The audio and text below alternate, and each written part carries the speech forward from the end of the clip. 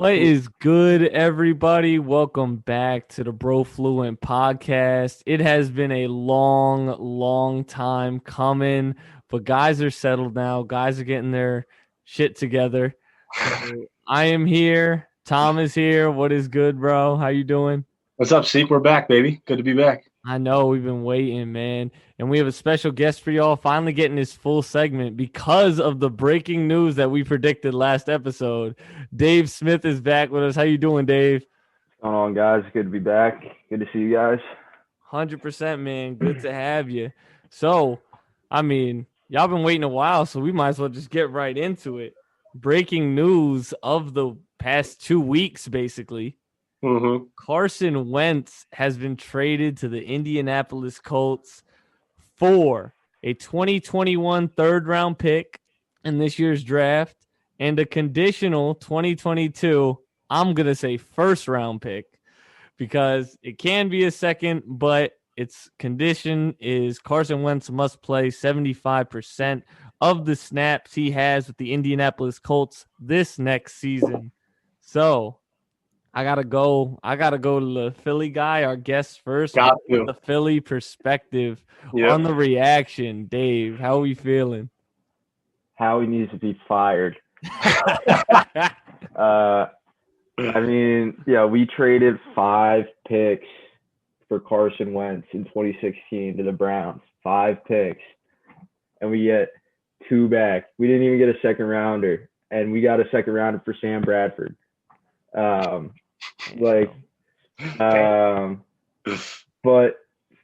all in all, in the Eagles front office perspective, it was a horrible trade, probably the worst trade in franchise history. And what we got in return, if you think about it, if you go through and look at the trades that the Eagles have made in the past 15 to 20 years, for a player like Carson who had just had one bad year, it's a bad trade on our side. But for you, Tom, as a Colts fan, you got away with highway robbery. With that offensive line, with Frank Reich, with the young wide receivers, if you re-sign T.Y., you have that running game, and you have a sick defense. Yep. I mean, it's no question that you guys are being, called contenders already. So if you guys get that Carson Wentz that you were talking about on Twitter the other day, which I'm confident you will, you guys will make it to the AFC Championship this year. Woo! That's my take. Colts will go to the AFC Championship this year, Super Bowl in the next 2 or 3. Dave, I'm very happy to hear your perspective because I've been on the other side of it, right? He's been the least quarterback that I wanted to come to the Colts was Carson Wentz. Due to the fact that he forgot how to play football, was broken mentally. So when I see on Twitter Carson Wentz to the Colts, I'm like, oh, come on, man. Then I see the trade, though, and I'm like, okay, it's not actually too bad. For giving up a third and a conditional first or second, which is nice because Wentz has an injury history that we know. So if he gets hurt next year and doesn't wind up playing most of the year, then it's a second and it's not our first. So I thought that was a nice little dip in there by the Colts, being like, let's make sure this guy's healthy for us. Not a big deal, but Ballard knows how to work it, just like he knows how to work the salary cap. He's an animal. He did a hell of a job with this. He did do a hell of a job with this. I don't think it's, Eagles fans all over the place, Twitter, whatever, are going nuts, right? Because Eagles Twitter is wild. Wentz and Ertz were the guys there for a couple of years.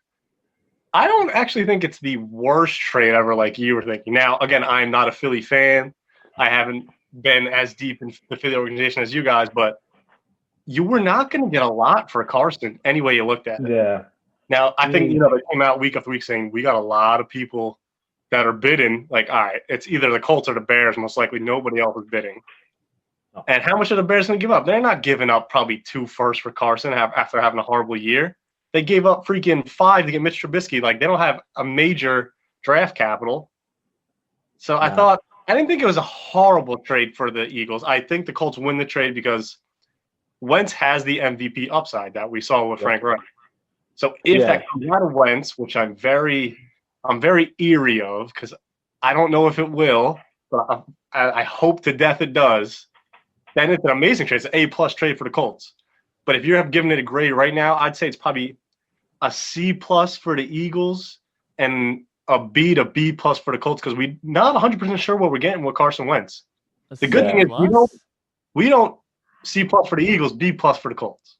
Well, I mean, I don't want to go right into giving the Eagles plus anything because they still are on the cap for $30 million. That's wild. Yep. So that's one of the things to me that makes me feel that the Colts hit it out of the park, whether he pans out or not. Yeah, that was crazy. I did not expect that. Yeah, so that was always the big thing with as soon as they announced that they were interested in taking, interest about Carson was, and it's been coming out on like NBC Sports Philly, the salary cap. So if we got rid of Carson this year, it was $33 million in dead cap space. If we got rid of him next year, it would be around $20 million, and then it would get increasing or decreasing every year. But the thing is, I think Carson forgot to play football, kind of like James Harden was in Houston. Like, I think Carson wanted out. Like he just, I don't listen to all the crap that is being leaked, but over the course after the Super Bowl and everything Howie Roseman did, I think he finally just lost, he had no more trust in Howie and his decision-making on the roster. He had no confidence in any of his receivers, and you could see it. Like, he wasn't throwing, he didn't have any confidence in who he was throwing to all year. No doubt. But I view the trade kind of like us with Darius Slay and the Detroit Lions last year. Like, we got Darius Slay for like a second-round pick and a third-round pick. That's highway robbery, and he has high ceiling. Like, you know what you're getting with Darius Slay. Like, he might not play well, but he has such a high ceiling to play like Byron Jones did this year and get 10 picks or something like that. It's the same with Carson Wentz. Like, Carson Wentz, you've seen him at his highest ceiling, and that's MVP candidate in 2017. And that was with guess who? Frank Reich.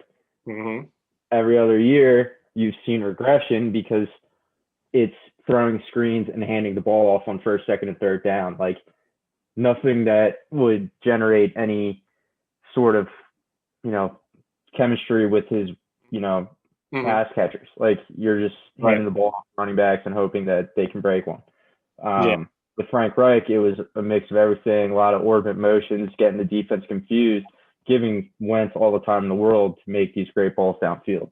And that's what he did with Phillip Rivers coming off of his worst season last year or 2 seasons ago.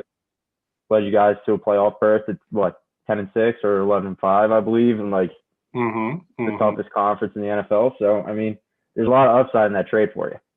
Right. What I was going to say before was it's not like we need that big of an upgrade at quarterback. We're like when Rivers played good for us, but he wasn't amazing. Now we're getting Wentz, who could play a little bit better. He's better thrower than Rivers. Maybe not better at the line of scrimmage and NFL IQ and all that stuff, but more he's mobile too. More mobile, obviously, so he'll extend plays. So if we just get a little more out of Wentz than we did Rivers, we're talking AFC Championship game, maybe Super Bowl, possibly Super Bowl contending. Because we made it close game with the Bills. We should have won. We made so many mistakes that we blew the game. I think we lost the game more than the Bills won it. So now we had Carson, who, if he plays at a level that Carson Wentz doesn't even have to play at his highest level. Your defense is that good. He just has to play at moderate to a little above average. Right. Yeah, that's what I'm saying. I want to take you through something that makes me a little scared. Yeah. Carson Wentz. And it has to do with why Ballard made it a second and conditional first, but 2015, Wentz basically breaks his hand. 2016, breaks his rib. 2017, tears his ACL or LCL.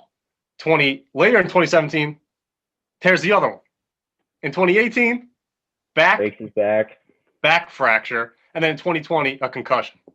All right, the concussion was dirty. Every year, this man is out. The concussion was dirty. Is 2020 the concussion from the 2019 playoffs? Yes, it was a playoff game where he was down and Jadeveon Clowney. It was in Philly.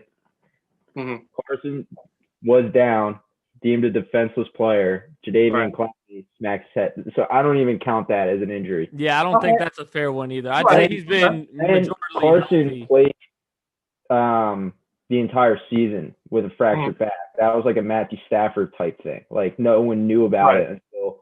No, there's no doubt. No doubt he's a tough guy. But what just worries me, it goes 15, 16, 17, 17, 18, nothing in 19, and then something in 2020. So the thing is, I think it's because of his line. He got hurt when he didn't have an offensive line, or he was trying to create plays when he was young. Like when he tore his ACL, it was his second year in the league, and he scrambled out of the pocket and dove into the end zone unprotected and got sandwiched. And if you look at the picture, his knee gets hit by someone's shoulder pad, and it goes like this. Yeah. What his legs should be going like that. So, like, that's a freak injury. Like, that could happen to anybody.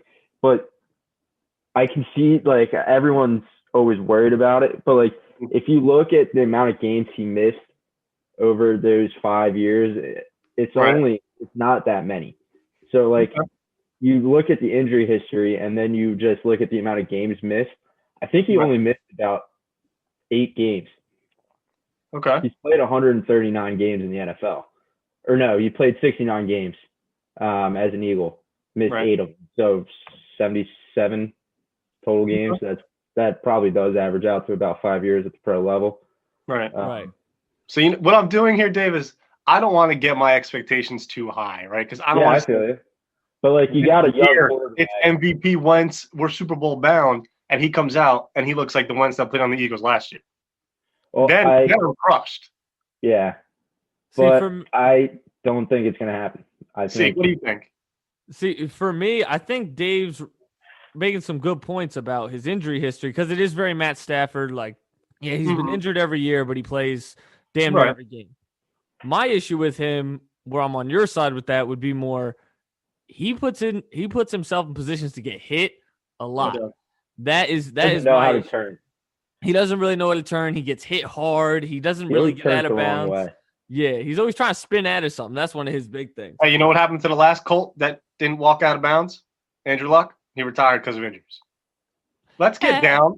Let's slide. I was just about to say that, but like I know we're a much better team now, a much better offensive line, but let's just slide. Let's get out of bounds. I don't need the heroic play to get 3 more yards.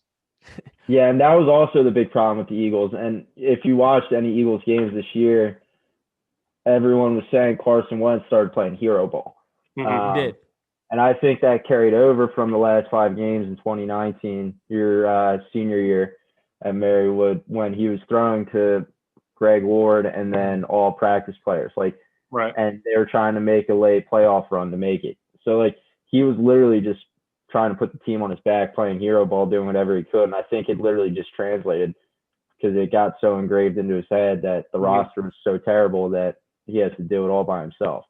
And we all know as athletes, if you think too much, you forget how to really play the game. You just no doubt. You don't know how to execute. Yeah. I think with the offensive line that you guys have, Michael Pittman, who's going to be a beast in 2 years, Jonathan Taylor, Paris Campbell. Paris Campbell's okay.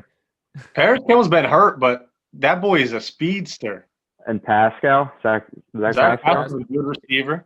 You got to bring him or Ty back, and you probably have to add another one. Hey, I'm also thinking, I don't know if it happened, but we have Jack Doyle and Trey Burton. I'm not sure their contracts start with the free agents. I think Burton definitely is. Not sure about Doyle. Yeah, I think Burton's done. Zach Ertz might want to be a Colt. No, I think that's where he's going. He might want to be a Colt with Carson. We released Deshaun Jackson the other day. We're releasing Alshon. That just came out on the news today. To get rid of cap space, because we were already $33 million over. Yeah. And then Zach, if you saw him in the last game against DC, he was crying on the field because he knew he's last done. Game in Philly. And I think as soon as he gets the news that he's released, he's zipping on over to Frank Reich and. I will gladly welcome Zach Ertz to the Colts. Gladly. You guys are gonna be. You guys and I don't know if you listen or know who Dan Orlovsky is. He's like the biggest Carson Wentz. Of course. He's a Carson Wentz. He said top 6 in the NFL. That's a little wild to me. But he's comparing your team already because it's very similar to the 2017 Super Bowl champ Eagles team. Yeah, I saw that. Not like amazing weapons, but like really good players around him that can get it done. And you guys have that. All you guys need is that last piece to be able to compete in the AFC. You guys need a mobile quarterback. You can't have that dude that stands still. Yeah, I absolutely agree. From his elbow. Yeah, I agree. Made me very frustrated at times last year. One of the things. One of the things I would want to bring up, though, since we are on the Carson Wentz train, we are all feeling it in Indy. I do want to ask a question because I think there is something that people haven't talked about. I went back to look at Carson's 2017 year where he was a Pro Bowler, MVP, basically. And this past year in 2020, his numbers are not that far off outside of touchdowns because he ran for 276 last year, 299 the year before in 2017. He had no rushing touchdowns in 2017, had 5 this year. He had 10 fumbles this year, 9 in 2017. Throwing wise, he was 265 for 440. This year, he's 251 for 437, 60% completion of 57.5. He's about 600 yards off. They had 3,300. He had about 2,700. And then obviously touchdowns and interceptions are the only problem. It was what, like 36 touchdowns, 7 picks, something like that? He had 33 touchdowns to 7 picks. This past season, he had, if you count rushing, he had 21 total touchdowns to 15 picks. Yeah, he had, 16 touchdown passes, 15 picks? Yeah. So, for me, I'm starting to look at it and be like, hey, did Carson Wentz ever really fall off? Or is this guy still that good? Or was he never really that good to begin with and he was a product of the system? Either way, I think it benefits Indy. And because the system would have been Frank Reich's system in the first place.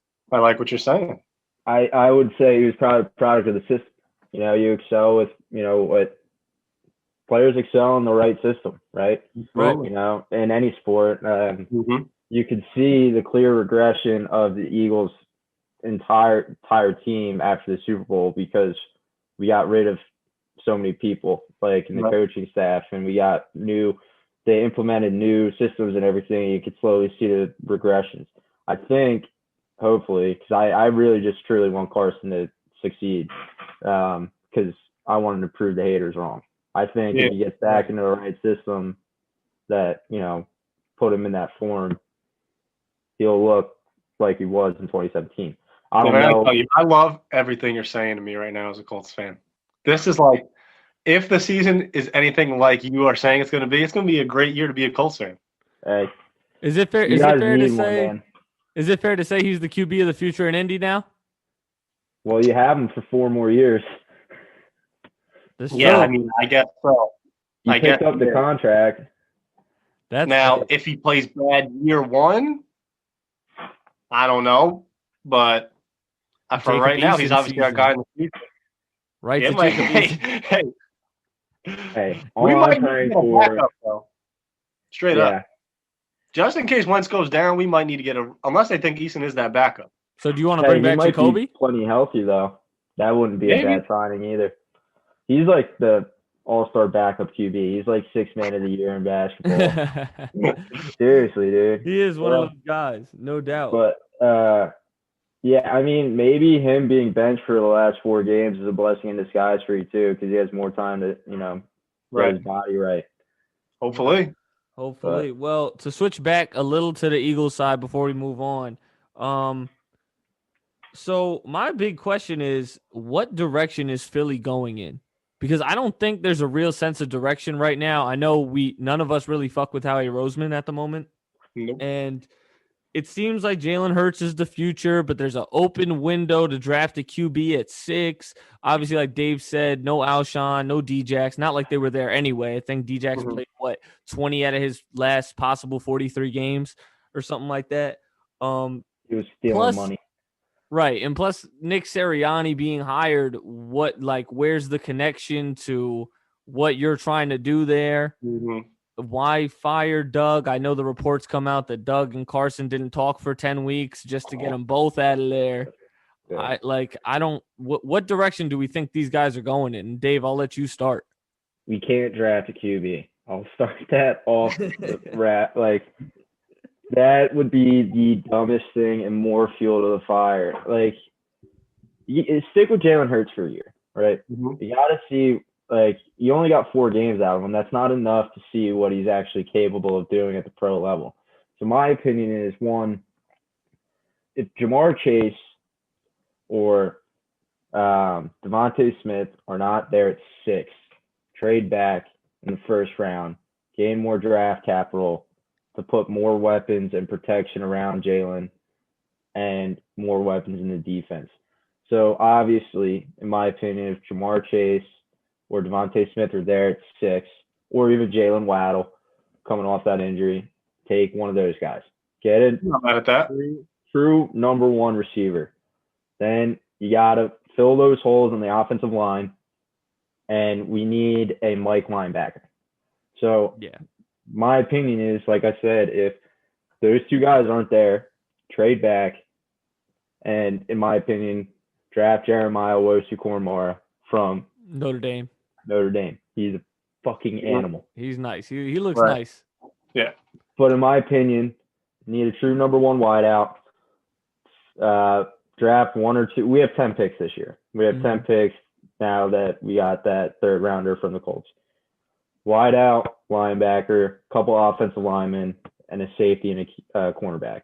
How do you feel about Kyle Pitts if he's there? Would you be willing to take him, especially if Ertz is on the way out? Oh, hell yeah.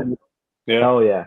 Because Kyle Pitts can be like an Evan Ingram type player, like where he can line up in the slot and play receiver. Like, 100%. I saw something that he gets open at least 90% of the time in man coverage on the outside. Just like Zach Ertz. A tight end can't that do boy's that. Always open. A tight end can't do that, though. Like, he's running routes like he's a number 1 wideout. So, like, you have Dallas Goedert as your number 1 tight end, and then you can just put him in the slot, Kyle Pitts, or put him on the outside. Like, I really would like Kyle Pitts, especially because he's a Philly guy. Went to high school about 10 minutes from the crib. Dude, he's a beast. And I definitely wouldn't be mad about that. But you definitely they need to get a true number 1 wide receiver, because we have never had one in the past 5-6 years. I mean, if you look at the Eagles stats, I think since at least 2014, we haven't had anyone go over 1,000 yards receiving. Damn. That's nutty. Yeah, that's wild. But in my opinion, you got to build around Jalen Hurts, and if it's not there, the quarterback draft class in 2022 is almost as good as it is in 2020 and this year. Like, you have Sam Howell from UNC. You have Spencer Rattler, Oklahoma. Spencer Rattler, he's a beast. The dude from Arizona State, he's pretty good. I mean, is Kyle Slovis there, the USC kid? Yeah, Caden Slovis. Yeah, and then the Oregon quarterback. Like, you have a good, pool of quarterbacks in the next draft. So if Jalen doesn't work out, you go with one then. You don't there's no need to waste a 1st-round pick on Justin Fields, because it's going to be the same issue if you don't build around the quarterback we have now, or able to protect him. Right. No offense. Might look like the Jets or the Bengals. It's okay. I won't take offense. No, I'm just saying, like people got mad last year that the Jets didn't draft like a skill player, but it doesn't make sense to draft a skill player if you don't have anyone to protect Darnold, because he won't be able to do anything anyway. So the point I'm making is they gotta draft players to protect Jalen Hurts, one, or we have solid offensive linemen when they're healthy. You get a number 1 wideout, and then round 2, 3, 4. Work on the protection and defensive side. Like, that's what I think the Eagles should go with this year. But directionally, I have no idea what they're going to be doing, because I have no idea what Sirianni wants to do. He hasn't really said I don't think anyone does. I don't think he does. God, I hope not. But, I mean, we'll find out in training camp. Like, we're going to learn more in training camp. I agree. I don't think they should go with quarterback. Keep it with Hurts. We saw some flashes of potential. Not very accurate when we actually look into it, but an athlete can extend plays, make plays. Give him a year, see what he's like. Put like you said, a skill position player around him, an offensive lineman, make his job easier. Me and Eric were texting once. Wentz was trading. He was like, or we FaceTimed, and he was like, "What was the point of hiring Nick Sirianni?" Because we felt like that was the Wentz tie-in. Like, they're going to stay with Wentz now that they got Sirianni. But now I thought he had the cheat sheet. Yeah, so now it's very, very weird not to like which direction are they going in, because it seems like they don't even know. Like, it seemed like the Sirianni hire meant Wentz is staying, but now Wentz is gone. We have Sirianni. He can't speak in front of a press conference. Doesn't look like he'll be able to be a good head coach, but we don't know yet. We got to give him time. Yeah. So it's in flux in Philly. It's got to be dumpster fire right now. Philly We're a fan. dumpster fire right now. Yeah, and no doubt. It's painful to watch. I mean, I'm glad we're getting rid of the fucking Alshon. I mean, that dude was just stealing. Literally stealing. He could, like, if that was any other job, he would be in jail for the amount of money he took. Deshaun, it sucks that it didn't work out the way like everyone hoped it would be.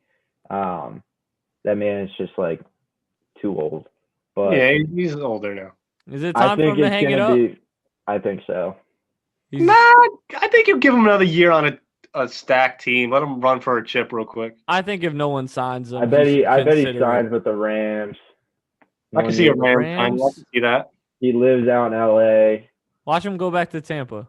Everybody want to go to Tampa. Everybody want to go to Tampa. He's gonna go to LA. I'd expect the Raiders actually.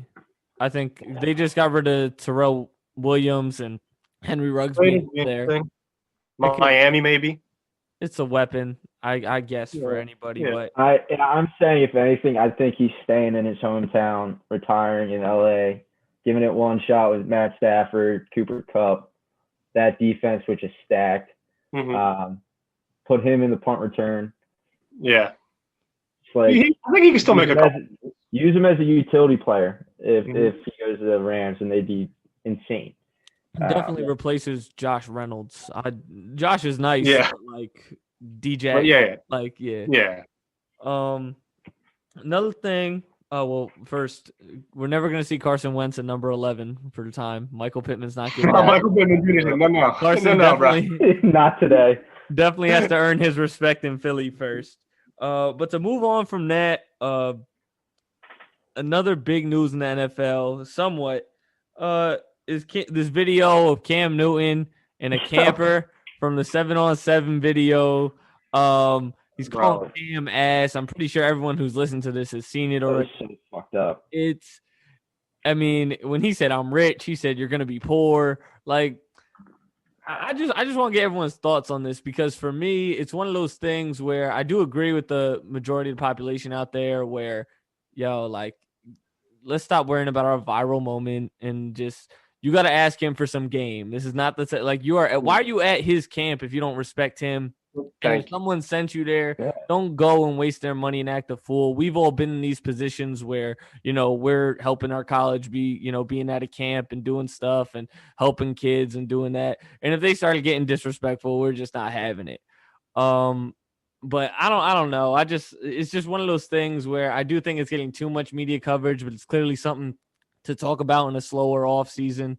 Because I don't want to crucify the kid either. I'm pretty sure he's 17, 16, to the point where we're publicizing his apology is like, bro, he's going to learn. I don't want to crucify the kid, but also like be smarter. 100%. Like, kid's an idiot because he is an idiot. Like, Cam Newton is in the 1% of people you're ever going to meet in your life. You wish to be what Cam Newton is. And let's be real, you're probably never going to be in Cam Newton's position. So you're going to talk shit to that guy and say, oh, you suck, bro. You're a free agent. Like, bro, I was like college football player of the year, MVP, made it to the Super Bowl. Like, how many people you know have done those things? Right. Zero. Like, what are you talking shit to me for? Like, you trying to be funny in front of your little friends at my camp? Like, I would have kicked the kid out. Like, the way Cam handled it was great. After seeing that video of like him just being like, "No, I'm trying to talk to you like a man. Like, what did you do today to get better?" Like, he switched into coach mode quick, where it was like, "I'm not trying to clown you. I'm really just trying to find out what what did you do? What did you go today? 2-1, 1-2. That's why I didn't catch you. It's no disrespect. It's just you need to elevate your team more. And that's the game that kid needs to grow up and, get older. But Dave, how you feel about it? That's the problem. Like, I'm not going to crucify him either, but that's the problem with that generation. Like, they're just trying to get likes and everything on social media, like a little hype for a little, like, but the fact that Cam, like anyone, if someone said you suck, you automatically get defensive for a second, right? Right. Like I'm rich.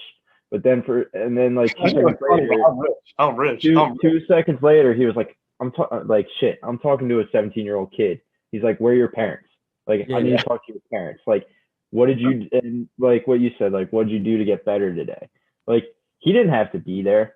Like, there was no reason for him to be there, but he wants to give back. Like, and exactly what Tom said, like, Heisman Trophy winner,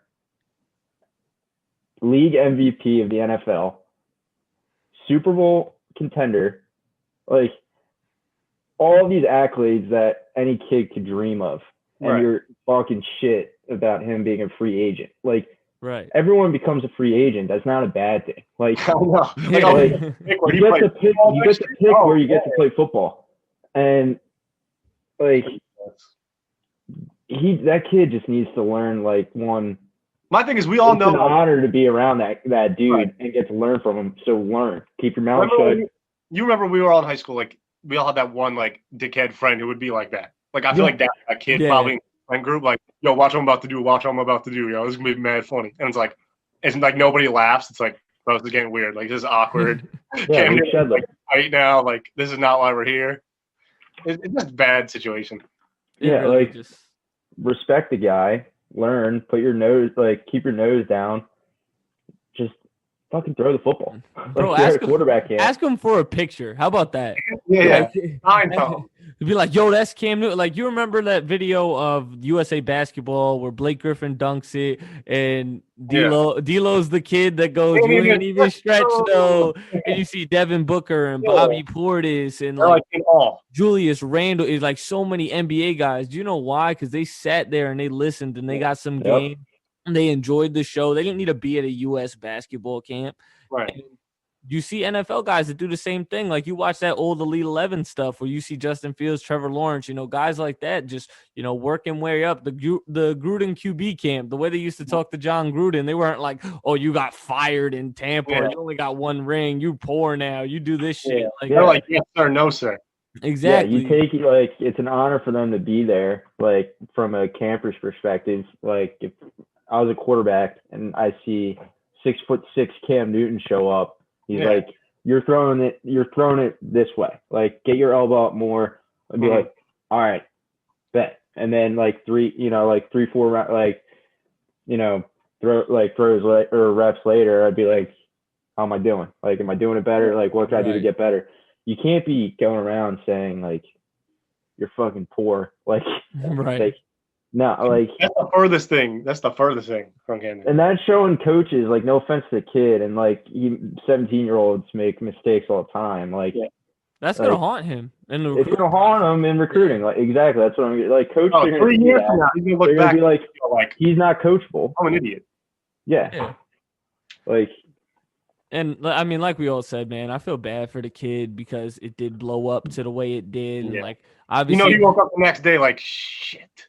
Right. Yeah. And I don't like, think he probably thought it was hilarious during it. And right. And I mean, I get it got out of hand, and it is what it is. But you know what? Like, I hope the kid learns. I hope he's nice. Like he said, like he said my highlights on YouTube. So I hope he's nice. I hope he gets to go somewhere. I hope he turns everyone around, and we're looking back like, oh, that's the kid that told Cam Newton he sucks. So I'm about to watch that highlight tape after this. Then might as well. If anyone, I mean, I don't want to put his name on here because he don't need it from every which angle, right? But we don't need to use his name, right? But hey, man. Other than that, other recent news, there's been a bunch of NFL cuts. We've obviously already talked about Djax and Alshon. We've also had some smaller ones with Trey Boston and Kawan Short getting cut by Carolina. Rumor is that's supposed to be cap space for Deshaun. I'm kind of buying it because that was one of my sleeper picks. I thought him going there, even though the rumor is McCaffrey would be in the deal, I think that would be dumb. I don't know why the hell why would you want Deshaun if you're getting rid of Christian McCaffrey? The point is to team them up together. Exactly. So Curtis Samuel's already a free agent. So it's Robbie Anderson, DJ Moore, Christian McCaffrey, Deshaun Watson. That's what's going to make you dangerous. That's dangerous. Exactly. But the big one, the big shout out for Tom, his little round of applause today. JJ Watt did get cut by Houston in a big move. And I could say I didn't expect it, but Tom, you saw it coming, man. You saw that cap hit. So yeah, you get to start it off. Don't have many options. They got to get money available because they don't have picks. Like they're a dumpster fire, just like the Eagles. Maybe even they're so bad. Definitely worse. I saw that coming from a mile away. Yeah, his release was crazy, but like I could see how Tom was seeing it too. Like he's very good at knowing when the cameras are on him and when he wants to make a point. And his one press conference where he's truly expressing his anger for the season, and then the other clip when he clearly knows the camera's there and he essentially says "fuck you" to the Texans when he's like telling Deshaun Watson like, "Sorry, we wasted a season on you, bro." Like you could see that frustration building, and it surprised me that they just released him, that they could have traded him, but I'm just curious where he's going. I still have a feeling he's going to the Steelers, but get a lot of Watt trios and the triple jerseys from the parents. He's going to disrespect his hometown. He's going to disrespect the bad. He's going to Green Bay. Steelers. I can see Green Bay. You see Green Bay? I can see the top three, which is what I've been hearing too, would be the Browns, Green Bay, and Steelers. Steelers solely because of his brothers. Green Bay because he's a Wisconsin guy. Maybe the Bears because his wife plays for the Chicago women's soccer team and he lives there in the off season. I have Buffalo. I have Buffalo on my list. I think Buffalo, they just have Jerry Hughes on the outside. They don't really have another edge rusher. They have Epinesa, who they just drafted, but he didn't play that much this year. Yeah, I wasn't expecting him to do much, and Ed Oliver was kind of a disappointment at D tackle this year. He's just old. Yeah, so I don't really know what they're doing there, but obviously Cleveland, Arizona, Tennessee, Tampa Bay, and KC have also been rumored. I mean, every free agent's gonna be rumored to KC. Tampa because of Brady. Obviously, I don't like Tampa. KC doesn't have the cap, I feel like, to even get a big free agent like him because they just spent almost $1 billion on Mahomes.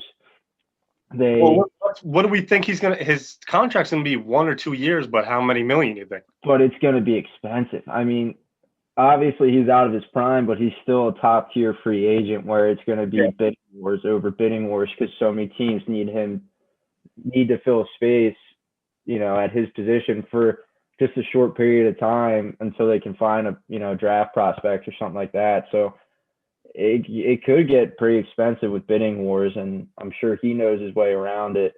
See, any chance he stays in the division to Indy or Tennessee? I don't think he's going to Indy. That would be wild. I think Tennessee has a shot just because of how much they're in need of a pass rusher, so they might throw the Birkin bag at him and just tell him like, yo, we're going to pay you like you're still first team all-pro player and we're going to move forward and we're going to do it. But I don't think the reason I don't see Indy, Tennessee, Tampa, or KC is because I don't think he's a ring chasing type of guy. I don't think he wants his ring that way. Just the way he wants to earn it.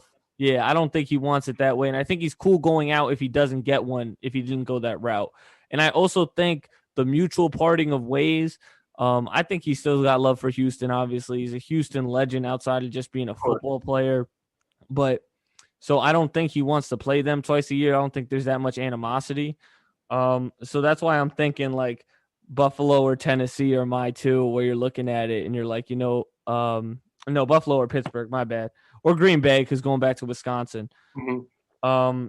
D-Hop wants him in Arizona. I think that's a long shot. Cleveland, they don't have cap space.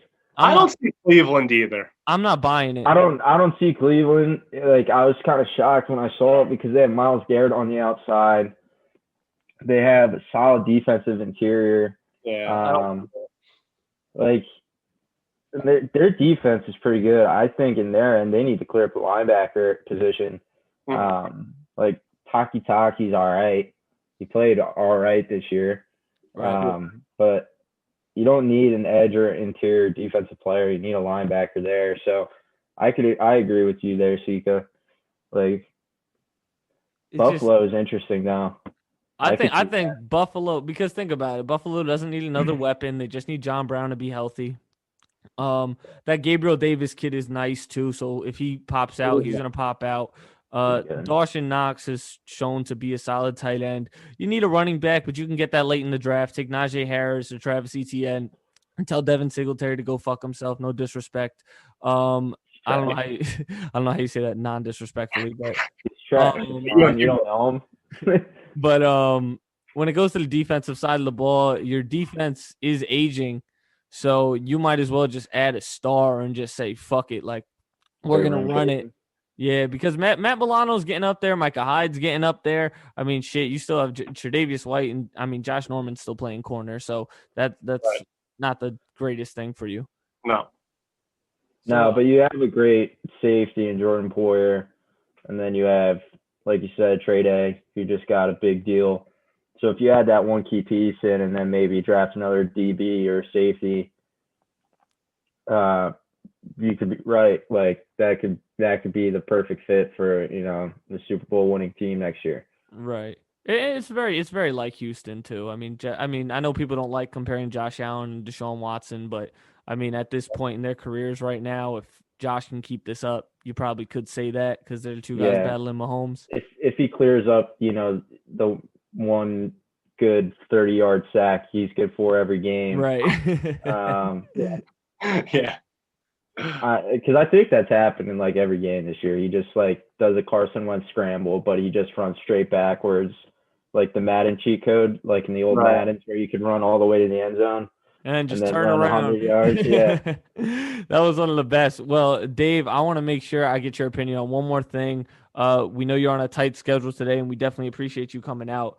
So a big thing, very sad story, is rest in peace to two San Diego legends and two NFL legends.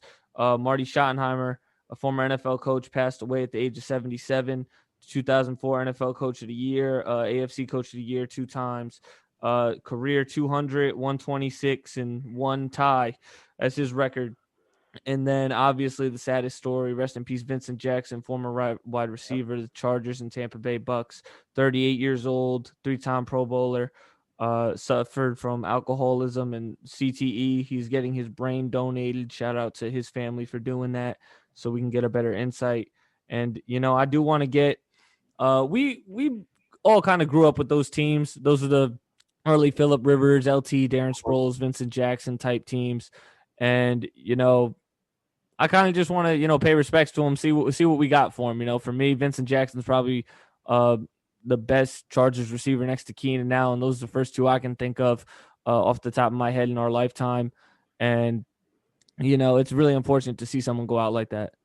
Vincent Jackson's a dog, bro. I remember using him in Madden all the damn time, but that boy was an animal, big receiver. Like he was a little bit like you see today, like DK, obviously not as big and jacked, but he's like that kind of tall, lengthy, athletic freak. He was a monster.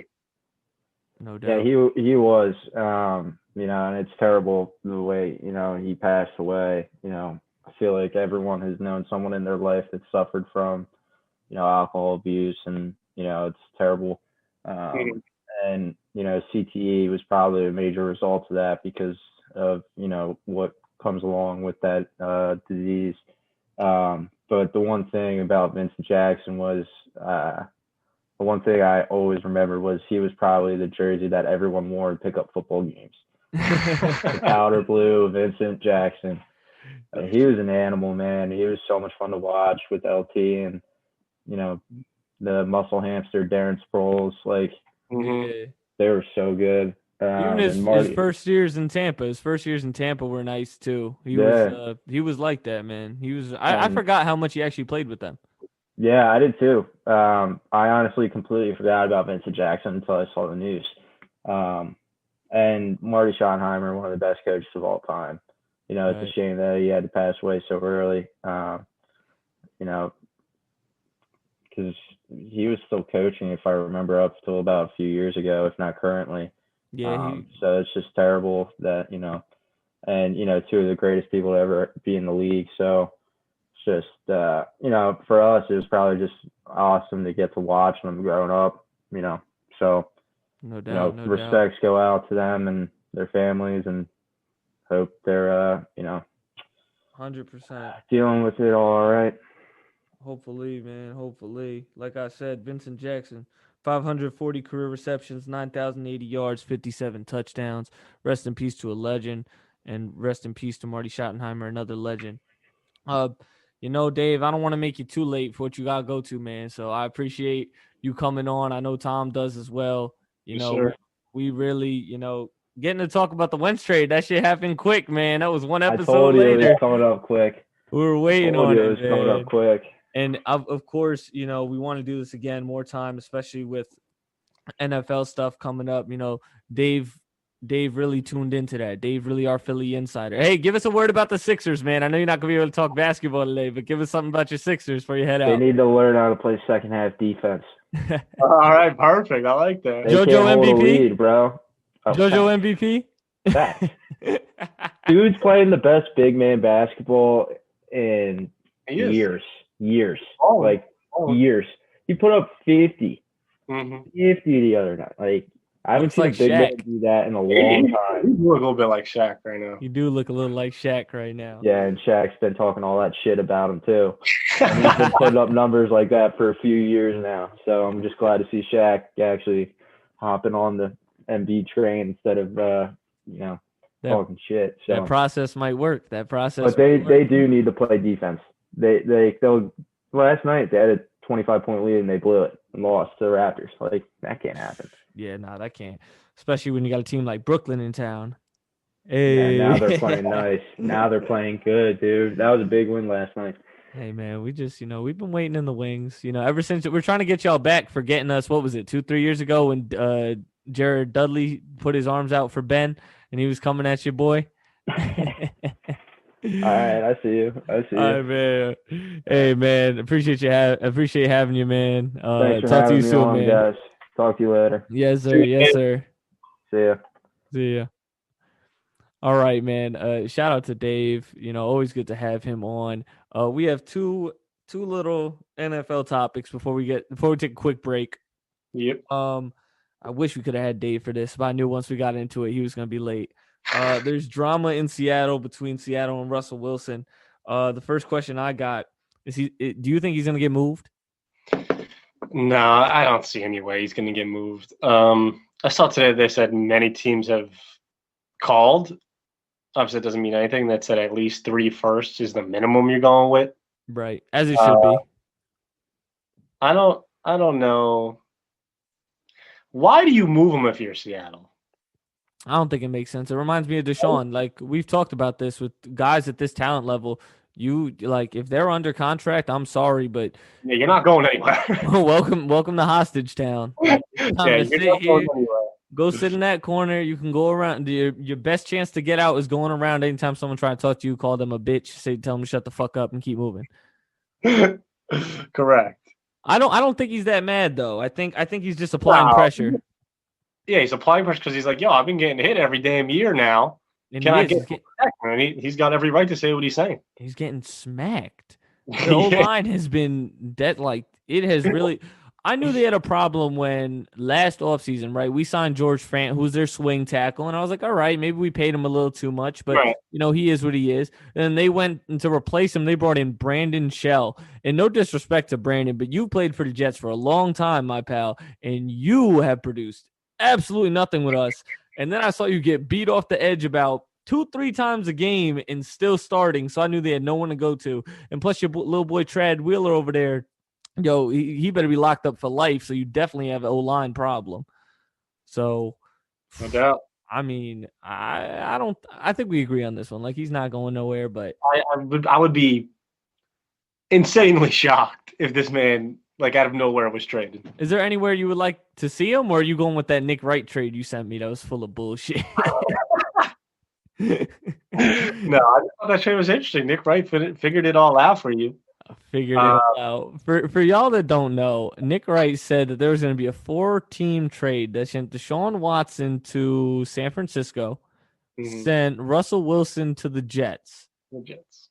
Did it send Sam Darnold to Seattle? Or did it send him to Houston?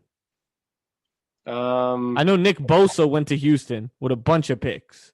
I think Jimmy G went to. Jimmy G went to Seattle. Yeah, Seattle. I think so. Did Sam go to Houston? It was something like that. I don't trade.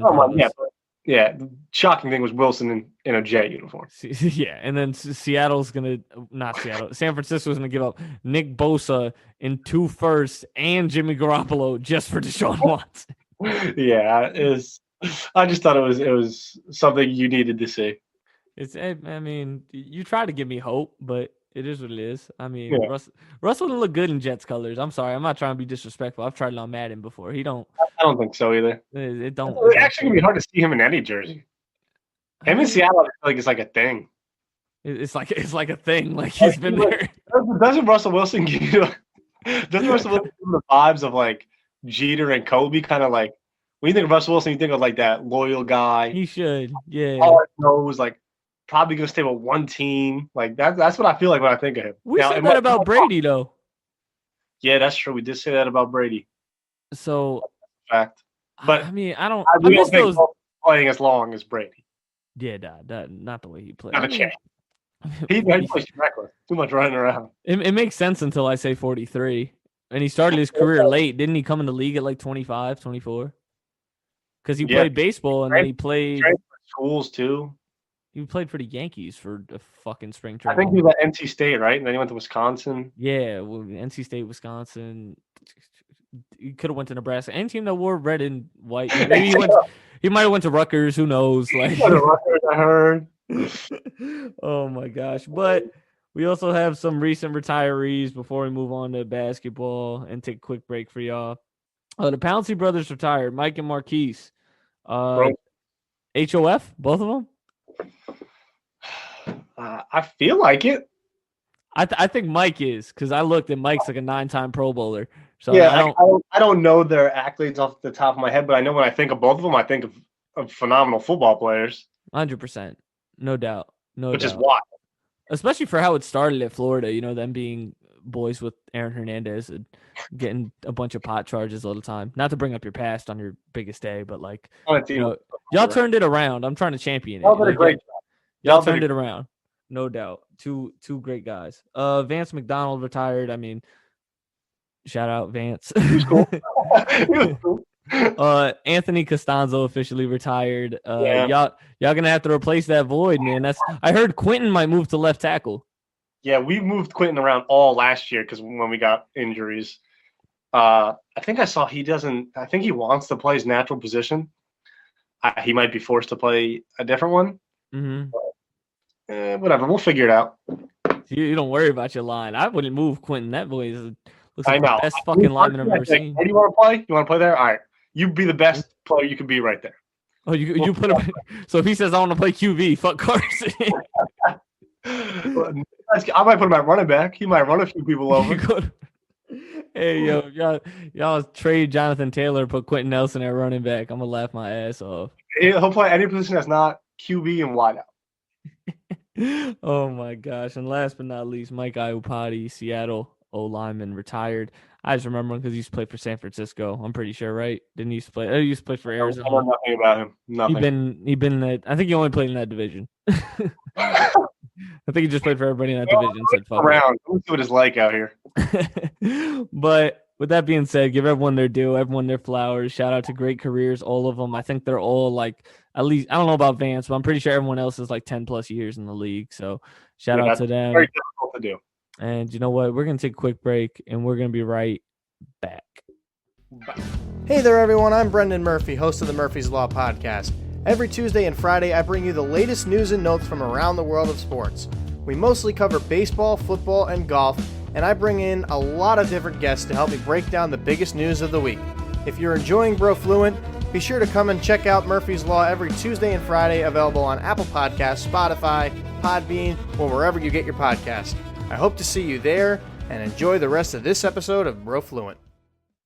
All right, everybody, welcome back. I hope you enjoyed that little message from Murphy's Law per usual. Y'all know what to do. Go like, comment, subscribe, download.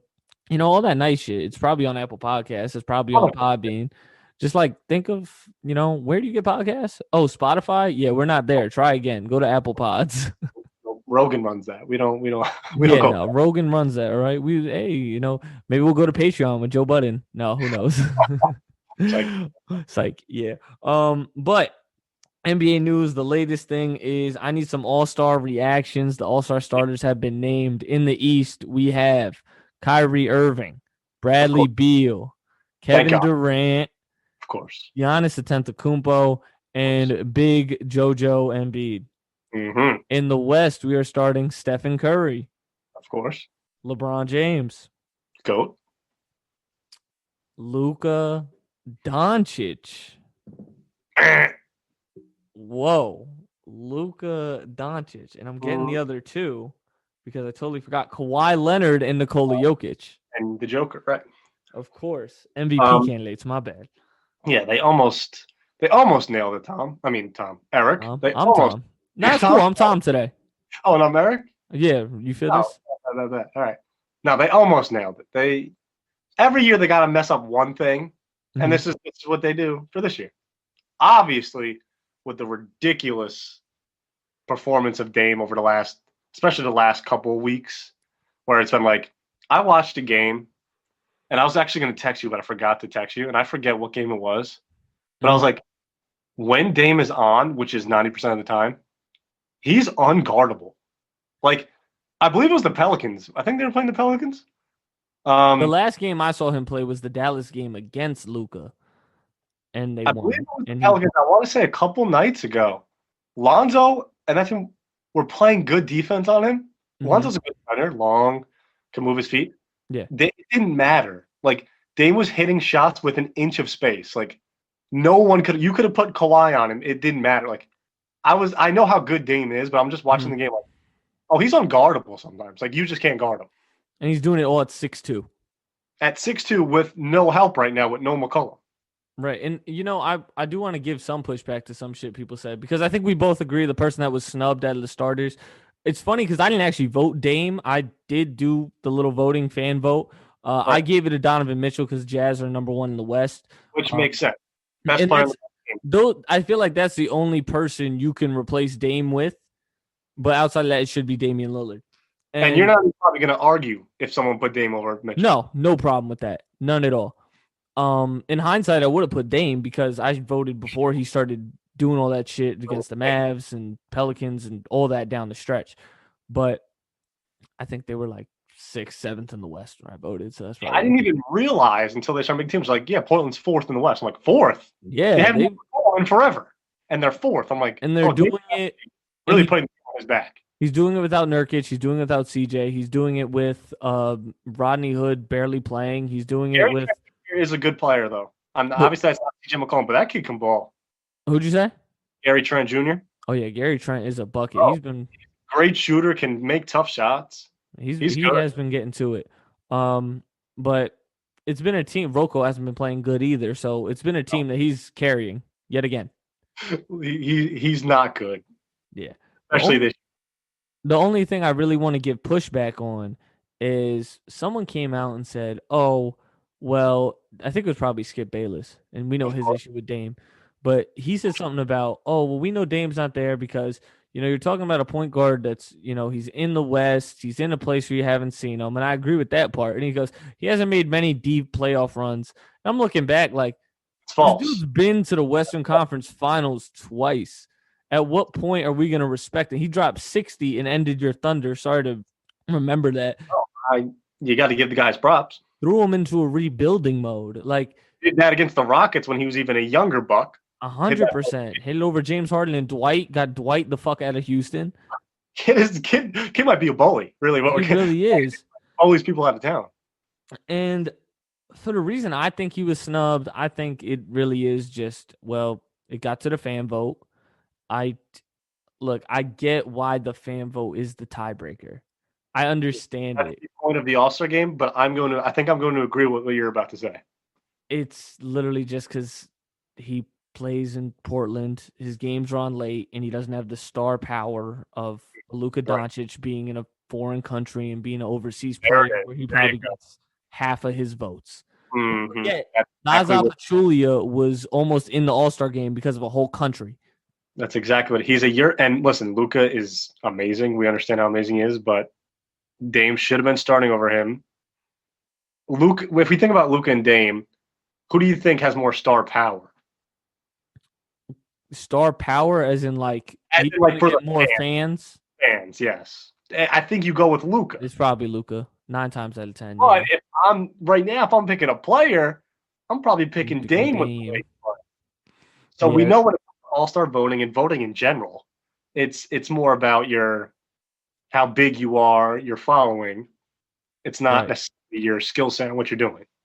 Right. And obviously them talking about the NBA redoing it again, I think that's bullshit. I think the voting's the best way it is. Don't make them redo it because there's a bunch of dumbasses that want to just vote like Alex Caruso in, and I saw Andrew Wiggins up there at one point. Like y'all just doing that to be clowns. Like there's 100,000 clowns voting for the All-Star game. That's really what you get. Plus, there's more. But do you know how much the player vote, does it weigh more? They said the player vote, media vote, and fan vote all has equal standing until a tiebreaker, and then fan vote gets the tiebreaker, which makes sense because who's going to be watching the game? I don't want the media to put in, no disrespect, but I don't want the media to put Julius Randle as a starter just because he's having a good year. Yeah, no, that's a good system. It's just, like you said, people are going to be ridiculous, and we have no one to blame but ourselves. Yeah. How did y'all vote, Luka? Maybe make it like 2-1 player vote. I don't know. Try it for a year if it works, but it seems like this is probably. But then you I thought about that too. But then you're gonna get guys voting for their teammates, right? And then media gets shit wrong just as much as fan votes. So can't really. Fans might as well be the one to fuck it up, so they can't blame the NBA. Yeah, you're right. That's the way I look at it. But listen, that's. Let's be real though. The West team compared to the East team, who do you think is better? Because I don't think it's close, really. You don't think it's close? No, I don't. Well, the East is going to have the MVP. Well, who's not solidified MVP, but the current front runner in Joel Embiid. Okay. It's going to have Giannis coming off a 2-time MVP. Mm-hmm. Kyrie's probably playing his best basketball in a while.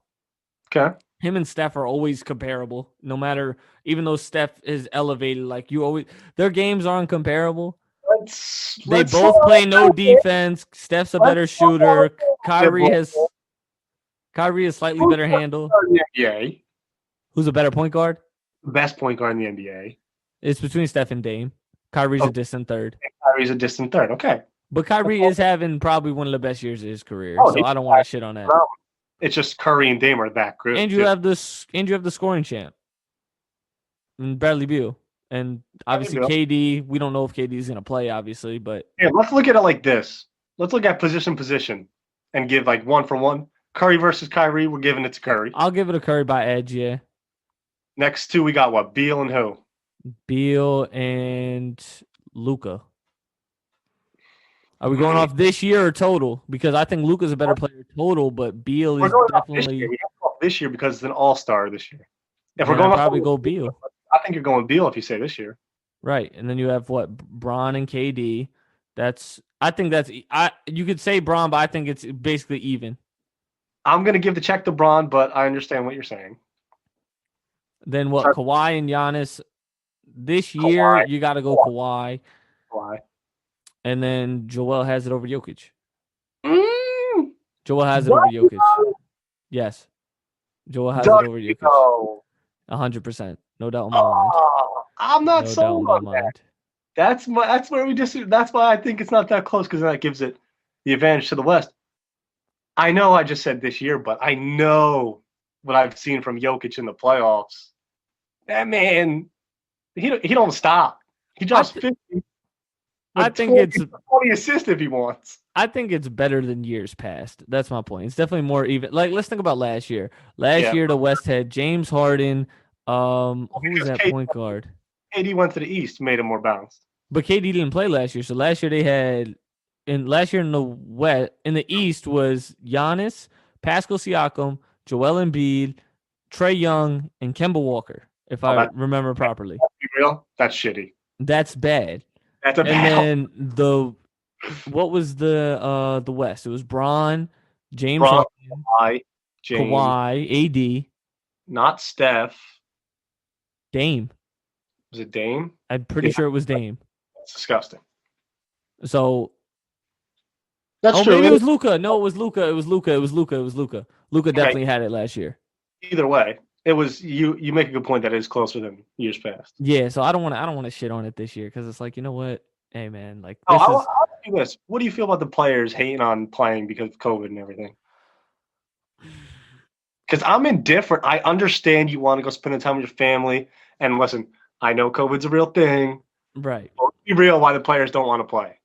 They want to go home and make that break longer, so they don't have to go and do all this all-star stuff. We understand it's awesome. It's awesome to be an all-star, but also it's a lot of work. Right. They want to be home. It's a stressful season. They want to relax for a couple weeks, blow steam off, whatever. Mm-hmm. That's why they don't want to play, and I understand it. I played D3 ball, and I was exhausted from definitely playing. Been there. I get. You can get me on a fucking all-star game in the middle of winter break. I get it. But what's like, are we messing up the integrity of being an all-star when we're saying we don't want to play in this game? Like, there's so much history when it comes. I know it's different with COVID, but it feels like in years past, if you go 5-10 years ago, people. I know there was no pandemic, but I'm just saying, people would never say this. They'd be, "Oh, it's an all-star game. Let's go!" Like this is what we're here for. My thing is, I'm kind of torn because, like you said, I understand the player's perspective of I was going to see my family. I thought you said I was going to see my family. Right. On the other hand, this was negotiated with the Players Association. That's a good point. They said yes. So even if the league told you no originally, and then they said, hey, just want to double check, you still off that all-star shit? And then Chris Paul and everybody else was like, no, we can talk about it. Let's see what we want to do. Mm-hmm. Like, I'm sorry if you feel that you shouldn't go and you feel it's stupid. Like, you're entitled to that opinion. That's fine. But don't tell me that and then say you're going to go so you don't get fined. Like, don't bitch and then tell me you're going to go. Right. Like, it seems I understand it, but it seems like they're being a little bit, I don't want to be mean, but a little babyish, kind of like. It's for me too. It's one of those things where you're looking at it and you're like, and I don't want to say the players owe the league anything, but let's talk about the bubble last year. Facts. The league made a lot of considerations from players considering the season. And that's the other thing people don't forget. They're like, oh, the players had to do this. Yes, they did, and they get credit, but they don't get their game checks if the season's over. So you're cutting, what was the season at, 60 games? You're cutting 20 games worth plus playoff game checks. Right. That's a lot for a lot of people. And even for guys like Bron, that's a lot of money going to the community. What they did with, putting Black Lives Matter on the court, however you feel about that. Obviously, it is what it is. I support all things going towards, minorities, and the All-Star game going towards HBCUs and stuff like that. Obviously it should be championed. And the league making those concessions regarding of, ratings and viewership and all that. Can y'all play the All-Star game for us? Like, just give us, like, we ain't asking you much on the other end because we're making all the concessions. Everyone's championing the NBA and Adam Silver is, the best league and the best commissioner all the time. And then anytime something happens, you hear people calling out, the NBA. And it's like, bro, at what point are you going to stand with us the same way we're standing with you? That's the only, volatile situation I see coming up. But yeah, I'm a side. Normally, me and you both side with players, but on this one's like, I think I'm siding with the league. Like, yeah, I'm just torn. Hating that y'all got to play in an all-star game. Like, I understand it, but it seems a little like babyish to me. Like, you think Adam Silver's gonna be like, oh yeah, let's not have the All-Star game. Like, no, he's like, of course we're having an All-Star game if we can have it. My thing is your problem should be with the Players Association. That's it. Right. Like, go talk to CP. And Bron has a big voice in that. So maybe he don't have as much. I mean, I hate to say this, but they talked about leaving the bubble and stuff. Maybe Bron doesn't have as much pull as he used to when it comes to NBA players, not to the league. The league will do whatever the fuck he says. Right. But maybe they're like, hey, they said he acted like you saw like young guys like De'Aaron Fox, like, bro, I'm gonna play. Yeah. Like, I want to play. Like, I feel like younger guys might think like that. Maybe the older guys might be like, yo, I'm fucking dead, which I get, but like, right. I don't know. It's tough. Right. And going off of that, something we didn't even have scripted, Draymond's comments about what the league does with players, and Andre Drummond's sitting because him and Blake Griffin are on the block, and those guys aren't playing until they get traded. How do you feel about that? Because in my eyes, I'm looking at it and I'm saying, hey, he has a point when it comes to a team allowed to sit a player for him being traded, but a player not allowed to sit for him being traded. I think the simple solution would be tell the teams they can't do that shit anymore. If he gets hurt, you're not trading him, and you're paying him the same way that if he chooses not to play, you can take his game checks.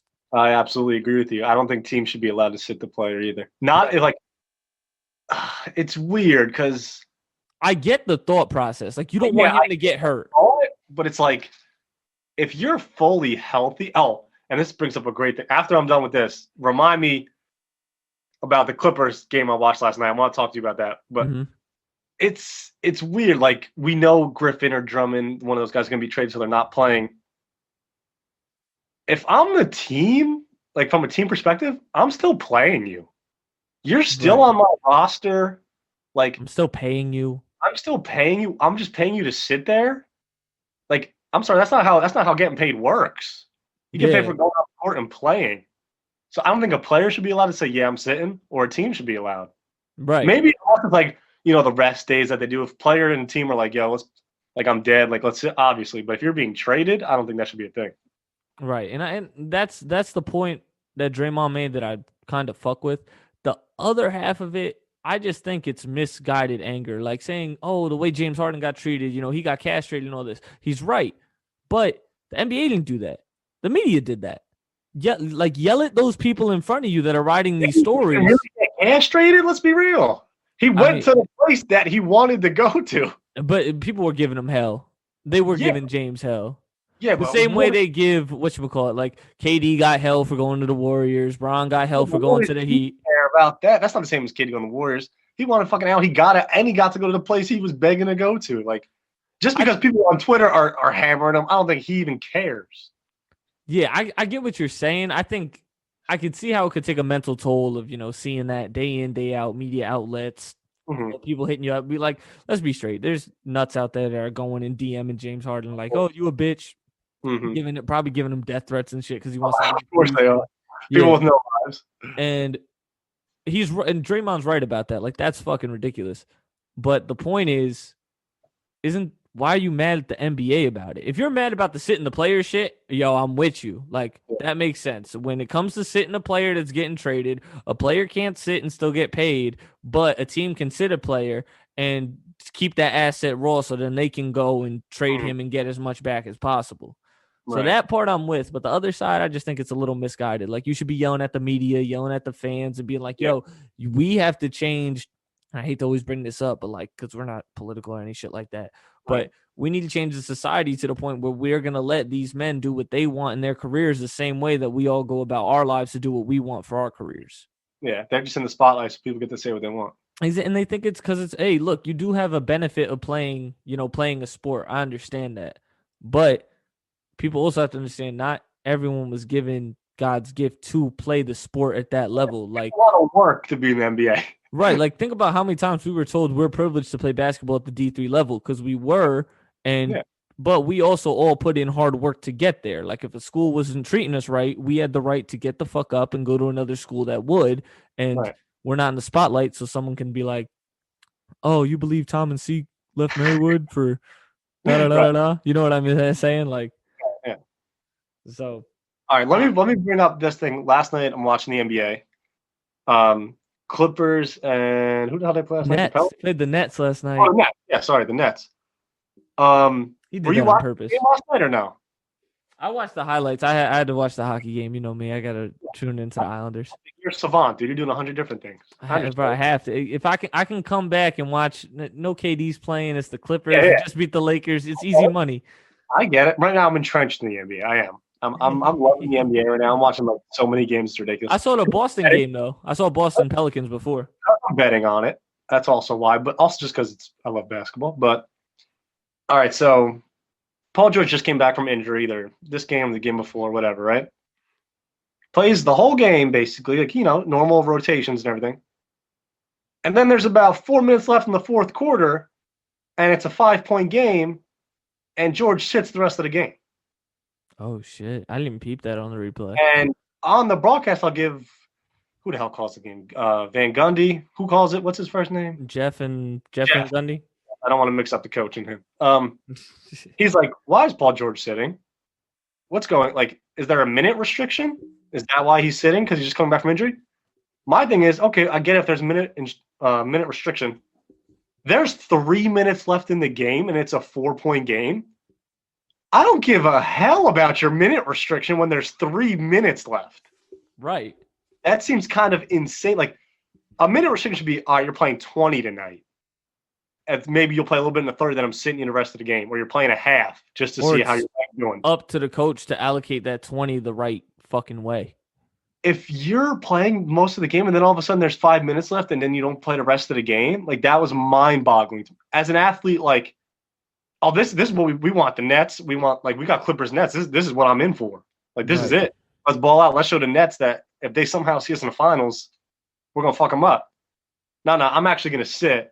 And I'm not saying it's on Paul George, and more on Tyronn Lue, I would assume. Mm-hmm. I was like, this is some soft ass shit. We're gonna sit your second best player with 3 minutes left in the game. That is like, what crazy. was 3 minutes gonna do? I mean, the Shit thing was that wild. people have to realize with that is you can get hurt in any minute. A minute's restriction doesn't. I understand it's good for guys getting back and getting their full health, and you know, doing it in the regular season makes sense. And but here's my thing also. I believe, I don't want to be wrong, but if I check the stats, he played something like 32 or 33 minutes. If you're playing that many minutes, that's not a minute restriction, in my opinion. no way. Like you're playing, like if you play 20 and you're at Paul George's level, That's probably more than what he averages. I don't think he averages 33 minutes. I'm gonna look it up now just to be safe. But like, it was mind-boggling to me. Like, don't you think that's insane? To be on a minute, that's not a minute's restriction. That's a blatant statement. There's no way. They didn't want Paul George in the end of the game. I'm gonna check right now. Who was in? He played 33 minutes last night. What's his average? I don't see him averaging more than 32. Not to mention, he didn't play the last, say, 5 minutes. He had 34, 7, and 6 on 63% shooting. Hey, maybe Am I going to take that guy out? Maybe it came from the league office. Nets are hot right now. Got to keep the storyline. I mean, if there's a conspiracy theory out there, that might be it. Like that's a good one though. That is a really good one. He averages 33.6 minutes a night. He played 33 last night. Oh, you missed his point. Played the last couple minutes of the game and was standing up just with his mask on, like he wasn't hurt. That's nutty. That pisses me off, honestly. That pissed me off if I was a fan of the Clippers. Like, that's crazy to me.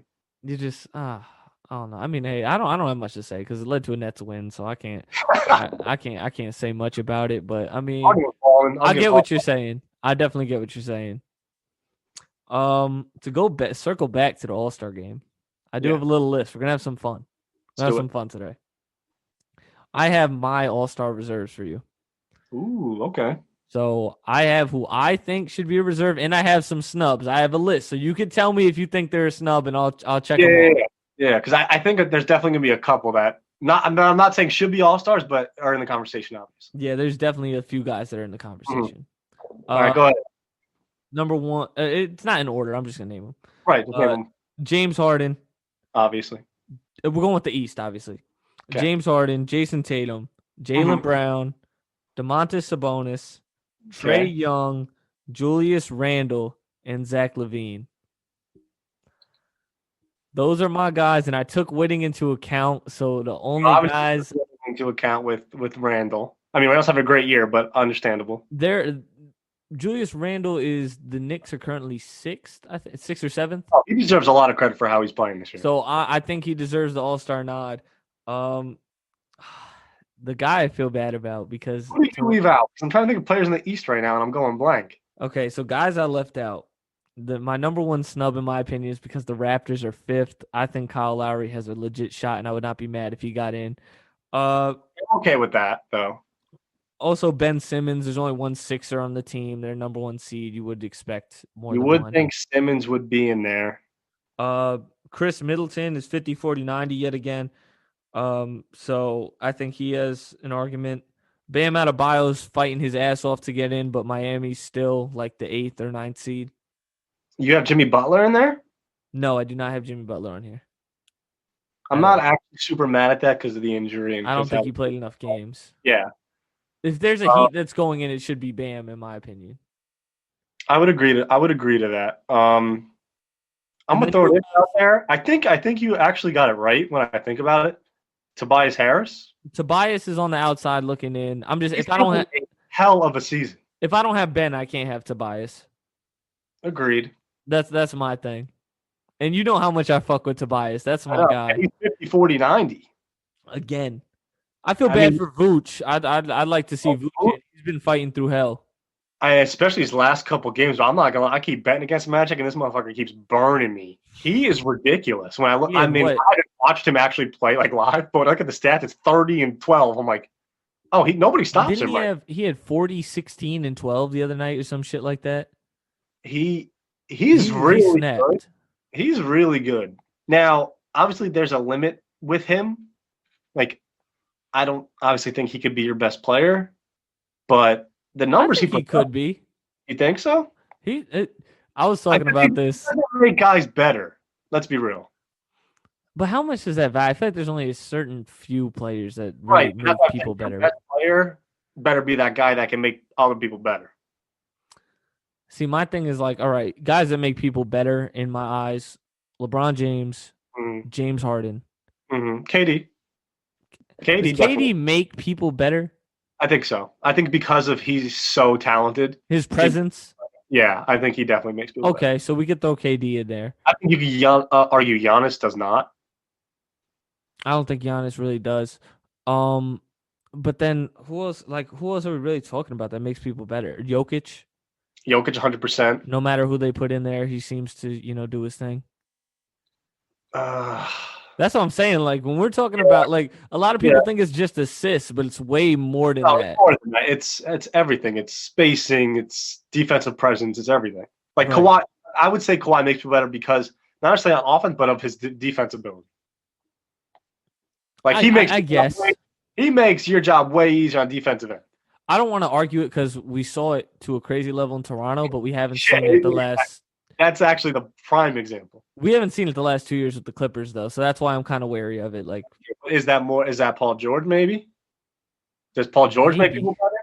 I don't think Paul George. I don't think you could say Russell Westbrook does. Like guys like that. Not anymore.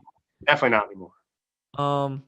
But to get back on it, like I want to shut down the thing that winning doesn't have to matter when it comes to All-Stars. I see a lot of people keep posting the All-Star pick of the guys in the Hawks. So they had Paul Millsap, Al Horford, Kyle Korver, and Jeff Teague. They were the number one team in the East. Yes, and they're like, oh, this is what that ideology got us. Well, you know what? I'm not mad at that.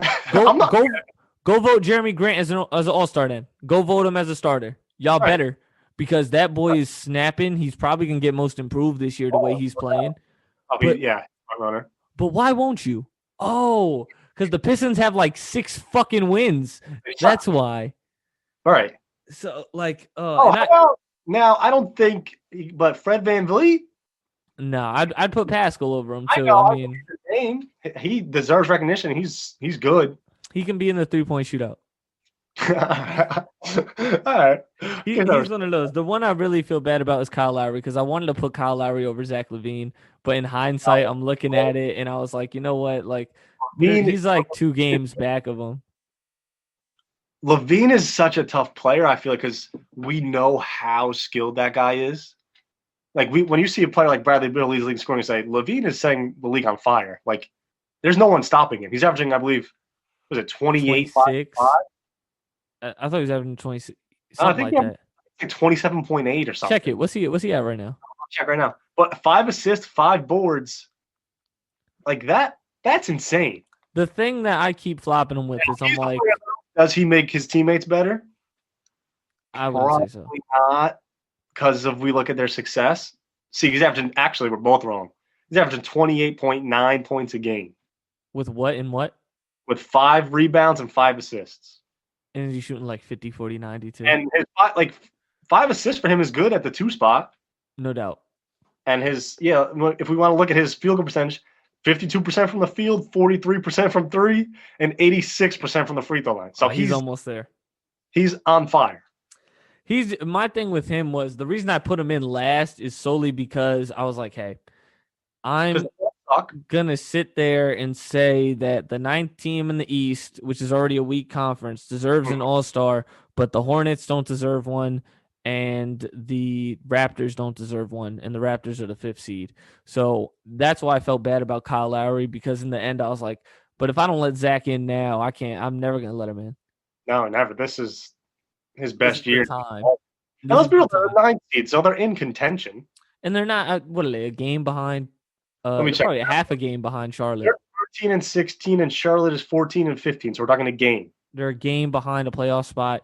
So yeah, I'd just give it to him. He's getting the Bradley Beal treatment where it doesn't matter really what your team's doing. Hey, I just want to point out before you continue. Before the NBA season started, we did who do we think most surprising and who's going to be the worst? Right. Or like have like a downfall. My most surprising is my most disappointing. I'm just going to say so far, I think I'm nailing it. Maybe not nailing it, but the Hornets, I said, would be the surprise team. They're 14. Pretty surprising. And I said the Heat were going to fall off, and they're at the 10th spot right now. I mean, you wouldn't let me put Philly as surprising, so I can't claim that. Because I was trying to tell you they was going to be nice, but like you said, they're the top 3 seed, they was a top 5 seed. Like, I'll give you that now because they are the number 1 team. All right. And Miami's better. I mean, Milwaukee's been really disappointing too, which was my pick. But and obviously Washington has been a fire since it started. Yeah, that has been bad. We thought maybe that'd be dynamic, but it hasn't. Yeah, there's nothing much you could say about that one. Now, all right, go to the West. Go to the West. Obviously, Damian Lillard. Yeah. Donovan Mitchell. Paul George. Now, there's an asterisk next to this one. We're going to get into it a little later, but I have Anthony Davis with an asterisk because he's probably not going to play if he's in it, so he'd probably have to be replaced. Okay, that's fine. Then I have Chris Paul. I think there's no way Chris Paul is not an all-star this year. He's averaging, I believe, 18, 8.5, and the Suns are the 4th or the 5th seed. And he is also fit. He is like 48.9, like 40 from 3, and he's shooting 97 from the line. Chris Paul's got to be there. He fits right into your winning matters category. Yes. And then I have another person that got a little treatment, Zion Williamson. I actually would put him in. I didn't want to put him in, but I ended up doing it. And then I put Ja Morant because Ja Morant has the Grizzlies yet again close to the playoffs, doing what he's doing. So I put Ja Morant as my last guy in. My snubs are clear. The Spurs are a top seed. I have DeMar DeRozan missing it because that one's really a team effort. He's not even averaging 20. So it's hard to throw him. You have an argument with him over Ja, though, because Ja's not averaging 20 either. I have Devin Booker. Yes, I have him missing it. He's averaging 24 points per game. I understand what he's doing, but I'm giving more credit to CP right now, and I don't really want to put him over Zion or Ja. And then I have Rudy, Brandon Ingram, De'Aaron Fox, and Jamal Murray. So here's where I thought you wouldn't go because I kind of see you as a Zion Williamson hater a little bit. I thought you wouldn't go with Zion, and I said I think he deserves to be an all-star. Yeah, I didn't want to, but once I looked at it, he's averaging like 25 over BI from the same team. That was one of the reasons I wanted to keep him out.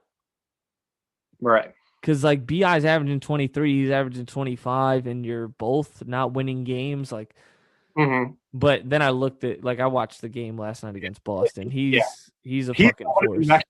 Listen, his numbers are ridiculous. Let's be real. It's his second year in the league. He's averaging 25, 7, and 3. And 60% from the field. And if you watch him, you're like, oh, he's ridiculous. Yeah. Like, he doesn't shoot. He shoots the rare 3 sometimes, but you cannot stop him from getting to the rim if he wants to get to the rim. Most likely, you're going to foul him, and he's going to finish it. What he did to Daniel Tice last night was unfathomable. Like, he really, he caught it on the block and just put his shoulder into him 3 times and laid the fuck out of him while contested. we look at, and he's 6'7", which is not tall for maybe in today's age it fits, right? But he's the Draymond type big, except he's right, but he's not a 6'11", 7-foot center. Right. So he's 7, and when he goes up against stuff, he just finishes over them like they're not 7 feet tall. He puts the shoulder into them and lays it in and levitates because his bounce is ridiculous. I want to look at his 62% from the field. He's like 30 from 3 still, right? 35% from 3. Now, he's not shooting a lot, but still, I don't care. And 71 from the free throw line. That's good for him. Exactly. I'm getting those numbers from my big. Like, that is fantastic. And he's really the only person on this list that's not in playoff contention, like in the West. Hey, is it? Do you think they should be in playoff contention? I think that's a good question with that team. They're kind of disappointing too. Is it on Van Gundy a little bit? Yes, it's 100% on Stan Van Gundy because I don't know did you see their closing lineup yesterday? I did not. It is Lonzo Ball, Josh Hart, all out of the ball right now. He's playing good. He's definitely playing a lot better. We're happy to see as yes. we like the ball. No doubt. Whoa. Ball brothers, the triple B's. Jesus, this guy. My bad. It's Lonzo Ball, Josh Hart, Brandon Ingram, Nikola Melli, and Zion Williamson. Yeah, I got a problem with that. Now JJ got ejected, so I don't know if JJ Redick's in that lineup. And Steven Adams was hurt, but why isn't Nickeil Alexander-Walker on the floor? I would go smaller. You could put Zion at the 5 if you really want to. And they're another team that has no direction at all, which is crazy because they have so many young stars. If I was their GM, to give y'all a little hindsight, I'm keeping Zion, B.I., Lonzo, and then everyone else is expendable. I get why you have Steven Adams, but not a real long-term answer. Willie Hernan-Gomez is a good bench big. I guess you can have him. Eric Bledsoe has to get the fuck out of New Orleans. He's not good. I don't even know what he's there for. He talk about people stealing money like Dave said. That is a guy stealing money from everybody he is playing on since he got that contract from Milwaukee. Do we think, though, it's still a little early maybe for them? No. Like Zion's second year, Ingram's, 5th or something? 4th, 5th? The reason I wouldn't say too early is solely because you're talking about trading Lonzo. The Zoe trade doesn't make sense to me unless you're maybe if you're putting Zoe in a first out there and you're trying to get a star at point guard. If you're getting rid of Zoe, you're doing one of two things in my eyes for them. You are really giving it to Kyra Lewis Jr., who supposedly they like and they drafted, which, look, I like him. He's not bad, but I don't think he fits that team better than Lonzo does. We're a little biased to Zoe, I think, me and you, but especially lately when he's been shooting lights out from 3, how much more do you really need to ask of Zoe? He plays, I don't know if I want to say all-pro defense, but pretty damn close. And he should get some credit for what Zion's doing. Like obviously a phenomenal passer and sets up Zion all the time. That's my main point. Like, y'all can say whatever you want about Zoe shooting, say whatever you want. I see Lonzo Ball as just a 6'6" Ricky Rubio right now. He can't really shoot the ball. He's not a good scorer. He could lead the league in steals. He's a good defender. Ricky's not really a good defender, but he's a good defender, and he's a great passer. So why would I not want that with a athletic freak and a wing scorer that looks like its arms can touch his ankles standing straight up? Like, just, you facilitate the rock and let these two guys go.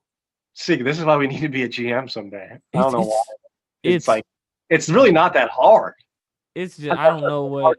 Saying, like, let's not overthink. Like, when the Steven Adams trade even happened for the Pelicans, I was like, oh, like, I mean, it makes them better, but that's not really what they need, I don't think. Like, That's not putting them over the top to be a playoff contender or anything. Like, and it's very weird to me when, how I always say I hate when teams try to rush. Like, I thought the Hawks did with the trade for Capella, and they did with. I was like, why are you rushing? Let these guys just get better and play together and build up chemistry. And then now they want to get rid of Lonzo. Like, I'm assuming they think they're maybe a star point guard away, which they could be maybe. But if you have your 2 stars in Ingram and Zion, just let them be the stars. That's what I'm saying. What do you need another star for? And I think you have one on the roster. I think N'Keal Alexander-Walker could really be something. But he's Shy's cousin, right? Yeah, he is Shy's cousin. He plays just like Shy. He's going to play a 2-guard. You're not putting him at point. He could shoot a little.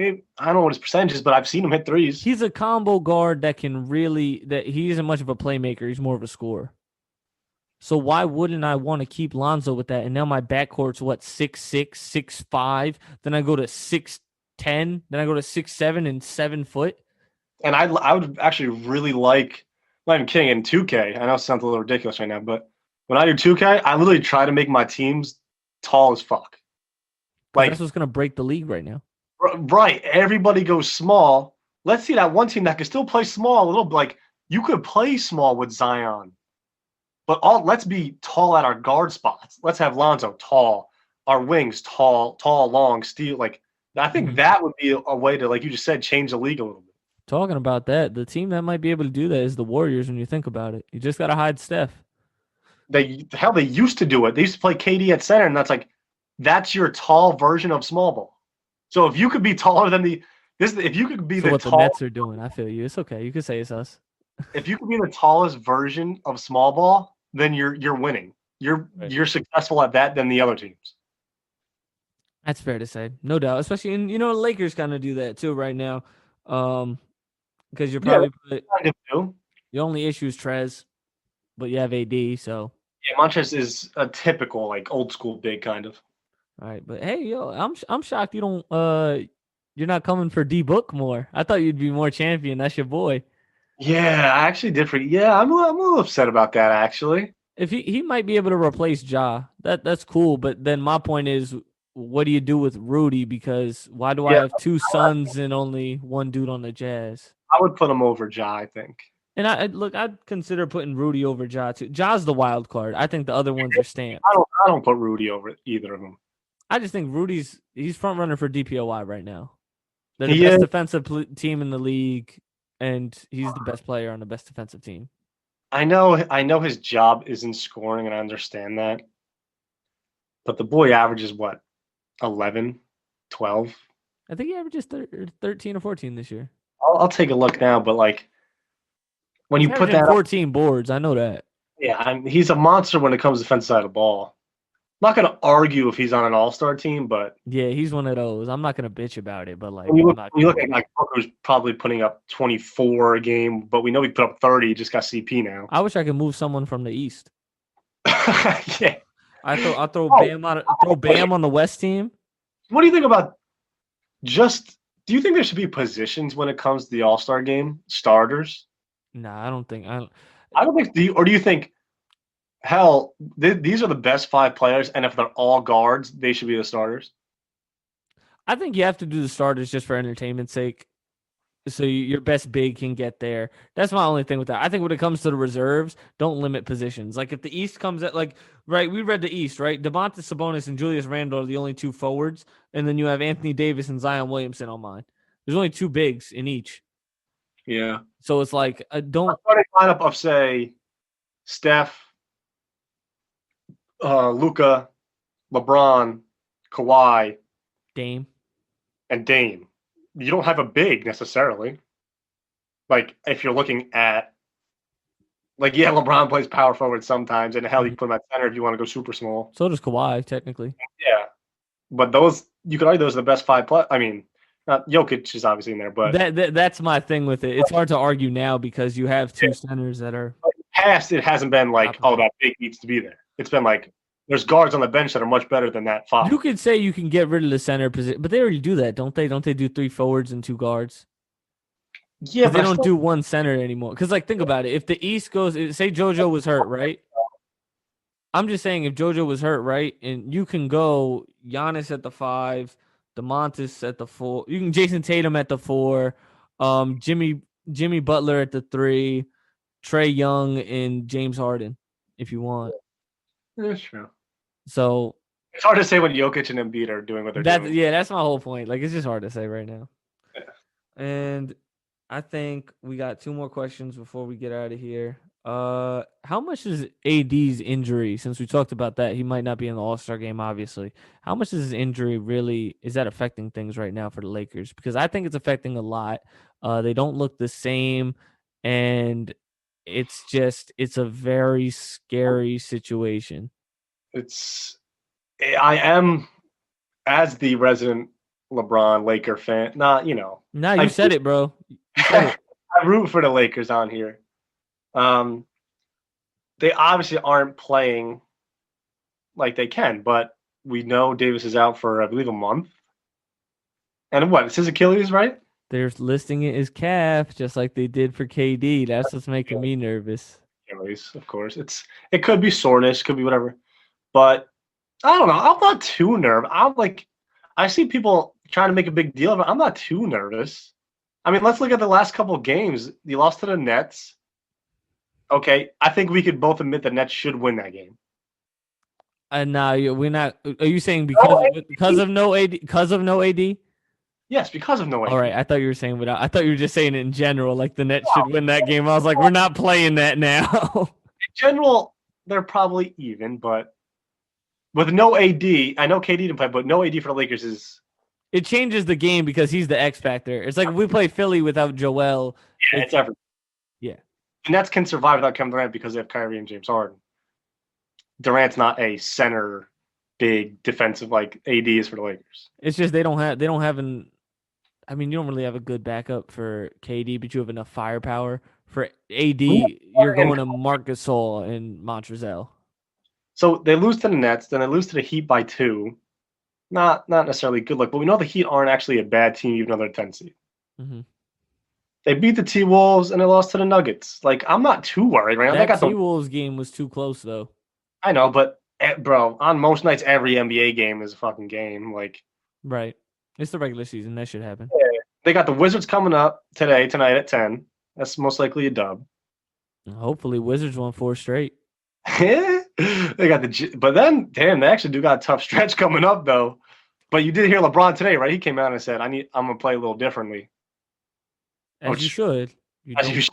I don't know what took so long to realize. Did people not see how he plays with AD? He passes him the ball every fucking play. Like, when AD's not there. LeBron don't pass. But, I mean, we got Jazz, Blazers, Warriors, Suns. That's not easy. No, not. I think the Jazz might catch y'all. The Jazz might beat them. Blazers, probably not. You should. I'd be close to the panic button if the Warriors beat you. Yeah, Warriors ain't gonna beat them though. You hope not. you hope not. And the Suns beat you too. I'll be not too happy about. Nah, Suns. I get it. I get it. Nah, I don't want to.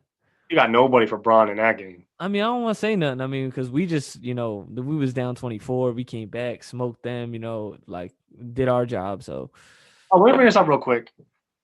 Speaking of comebacks, the Celtics got, I don't know what happened to them last night or 2 nights ago with the Pelicans. Oh, I know exactly what happened.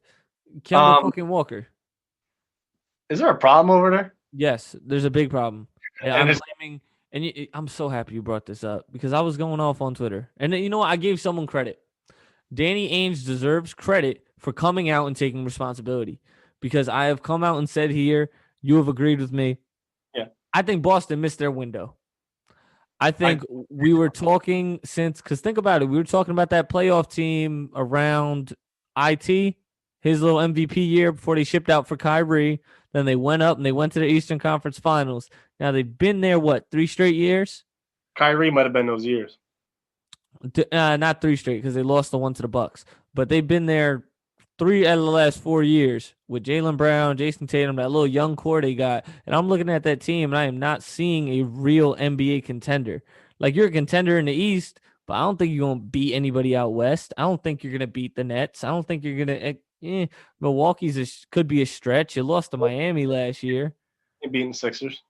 You're probably not beating the Sixers. I mean, I know you've had their number historically, so maybe, but let's be real, man. Him and Brad Stevens, y'all have kind of wasted this team.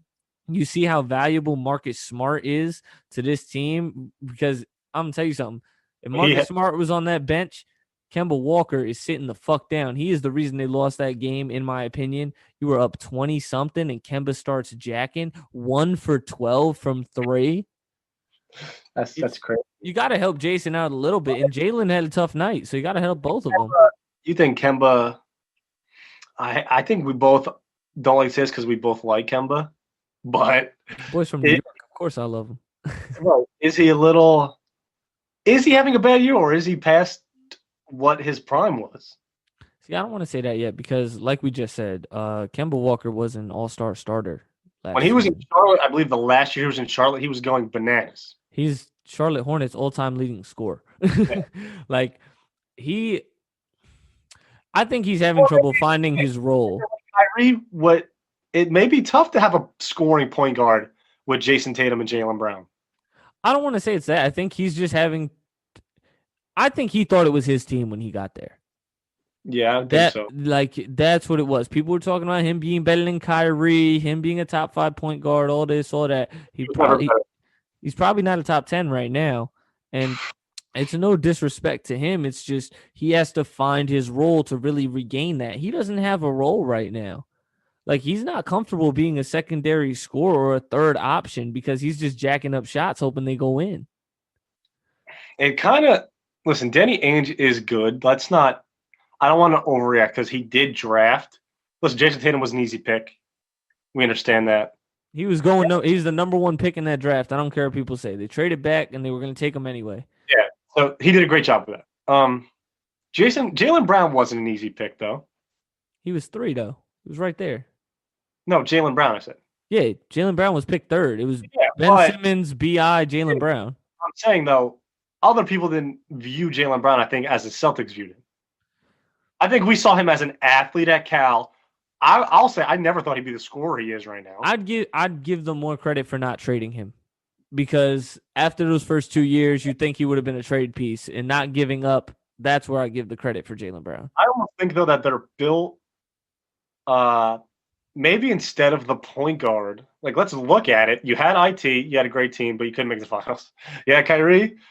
Yeah, Terry Rozier, you let him walk. You had Terry Rozier, and then you had now Kemba Walker. You still have made let Gordon Hayward walk after paying him all that money. He's playing well in Charlotte. But they didn't need him, though. They don't need him. But is it maybe they need a dominant big and not a dominant point guard? You have guys who are scoring on the wings already. If you put Alonzo-type point guard with maybe a all-star center, then maybe we're talking about a team that can beat Philly. Maybe they should call y'all and get Al Horford back. Tristan Thompson isn't bad. I don't think that's the real problem. They could have got They could have had Miles Turner on that team. Who'd you say? Lauri Markkanen? Lauri Markkanen plays no defense. That's a horrible idea. Yeah, he doesn't. Maybe Vooch. Okay, Vooch is perfect, actually. Vooch would be a good fit. But this is my point with Danny Ainge. You kept on to all those picks. And now you have Romeo Langford, Aaron Nesmith, Jabari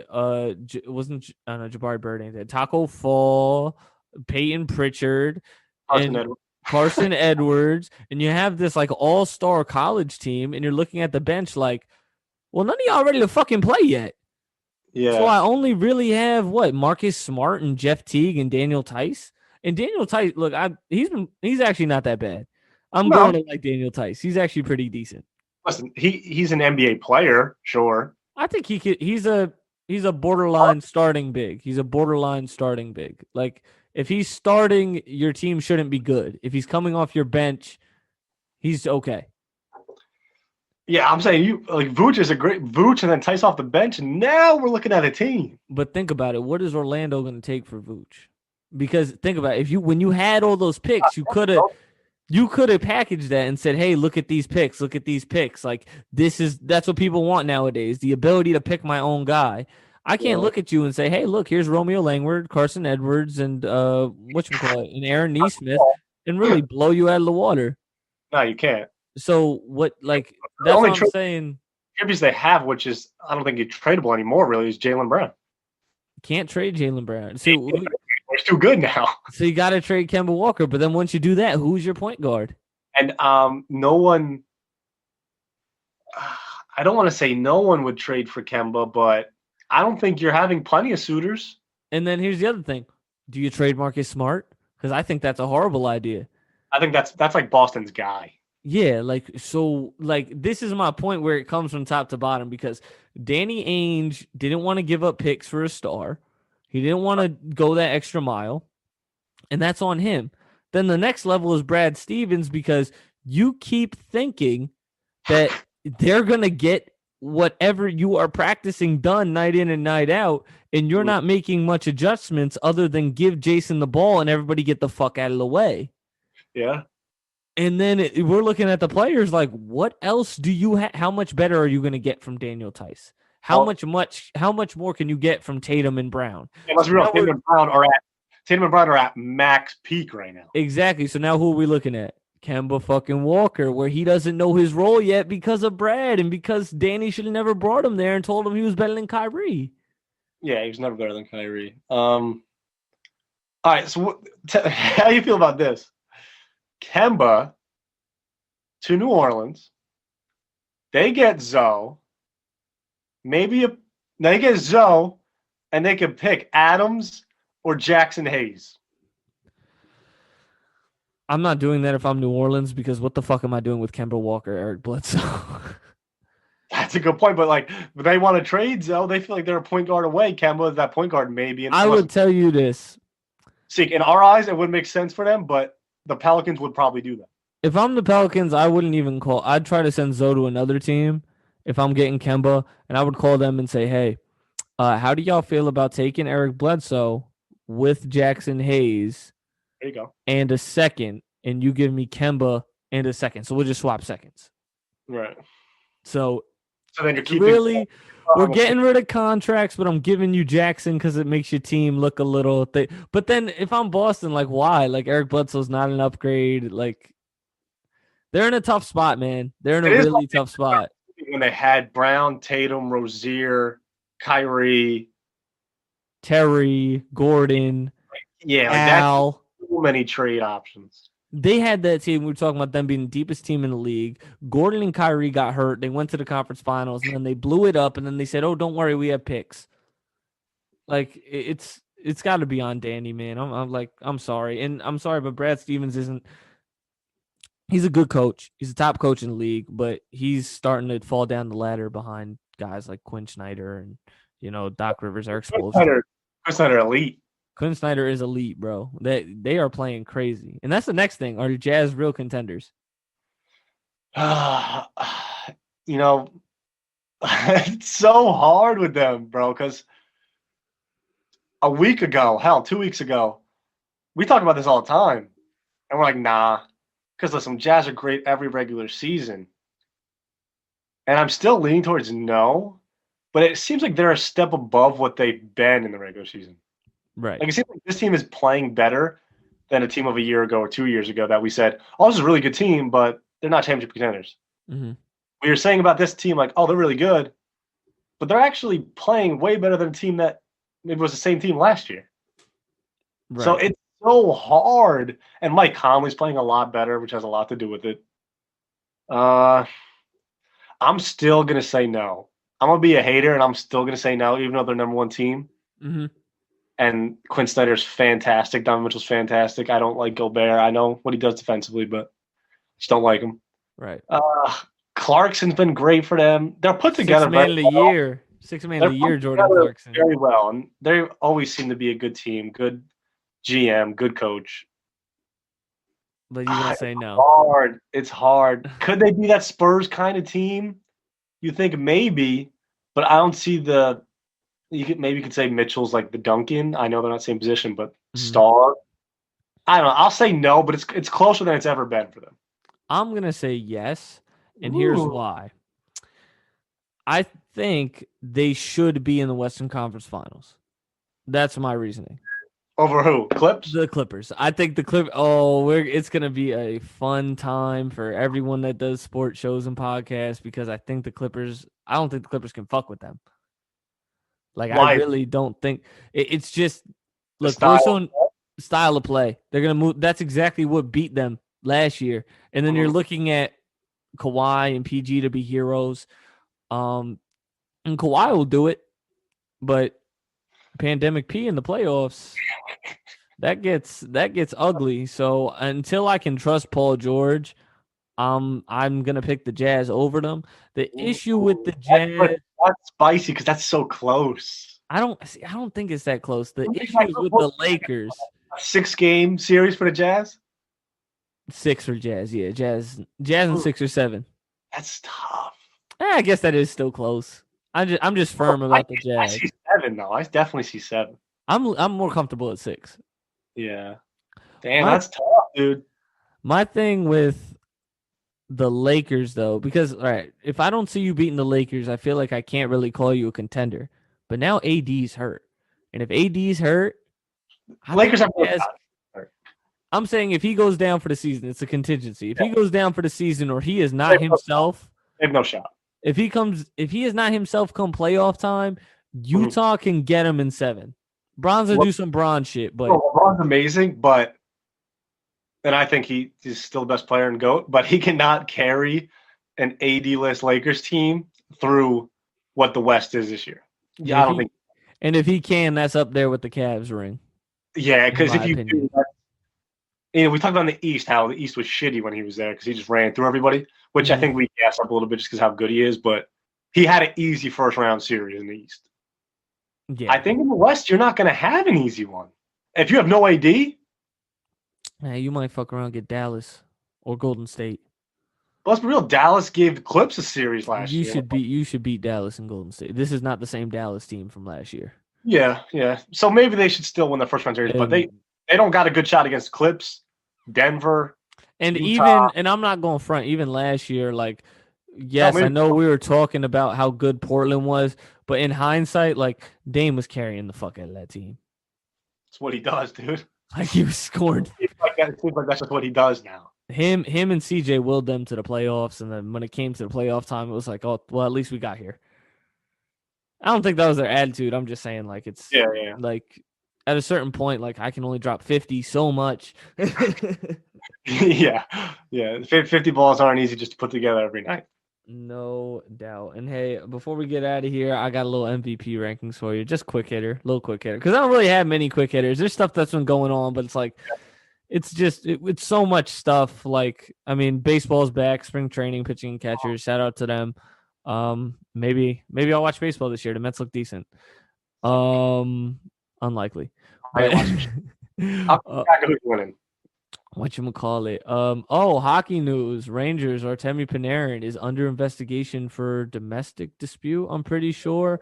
Rangers stand by him, and everybody that was at the place said that, yeah, that shit's fake. Big time. So, I mean, obviously, they're allegations, so he's alleged. If he did it, fuck him. If he didn't, that's very horrible to put on somebody. So, we'll let that play out and not have a stance on that. But the real one is the MVP rankings right now, and I have a top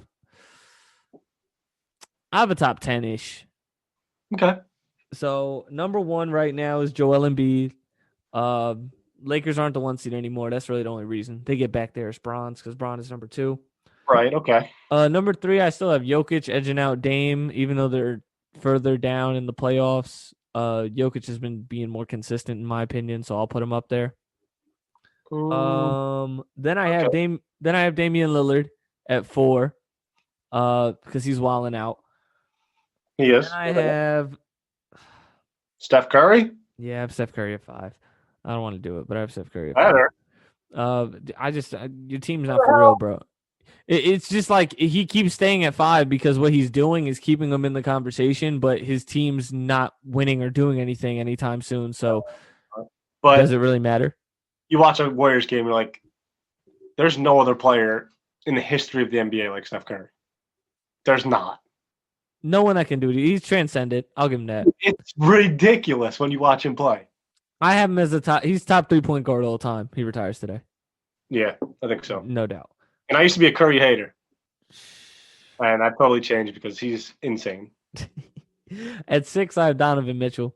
Jazz are number 1 in the West. His season isn't crazy. It's kind of on par with what he usually does, but honestly, you could argue he should be higher because it seems like I almost put him over Steph.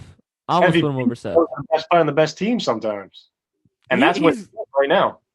He definitely has a fair argument. At 7, he doesn't have enough games. It's Kevin Durant. Yeah, he doesn't have enough games. I knew he was coming somewhere. I was waiting for him. At 8, I have Kawhi Leonard, because they're still winning. And at 9, I have James Harden, man. James Harden does look like an MVP candidate, and I think he should get consideration for everything he's doing.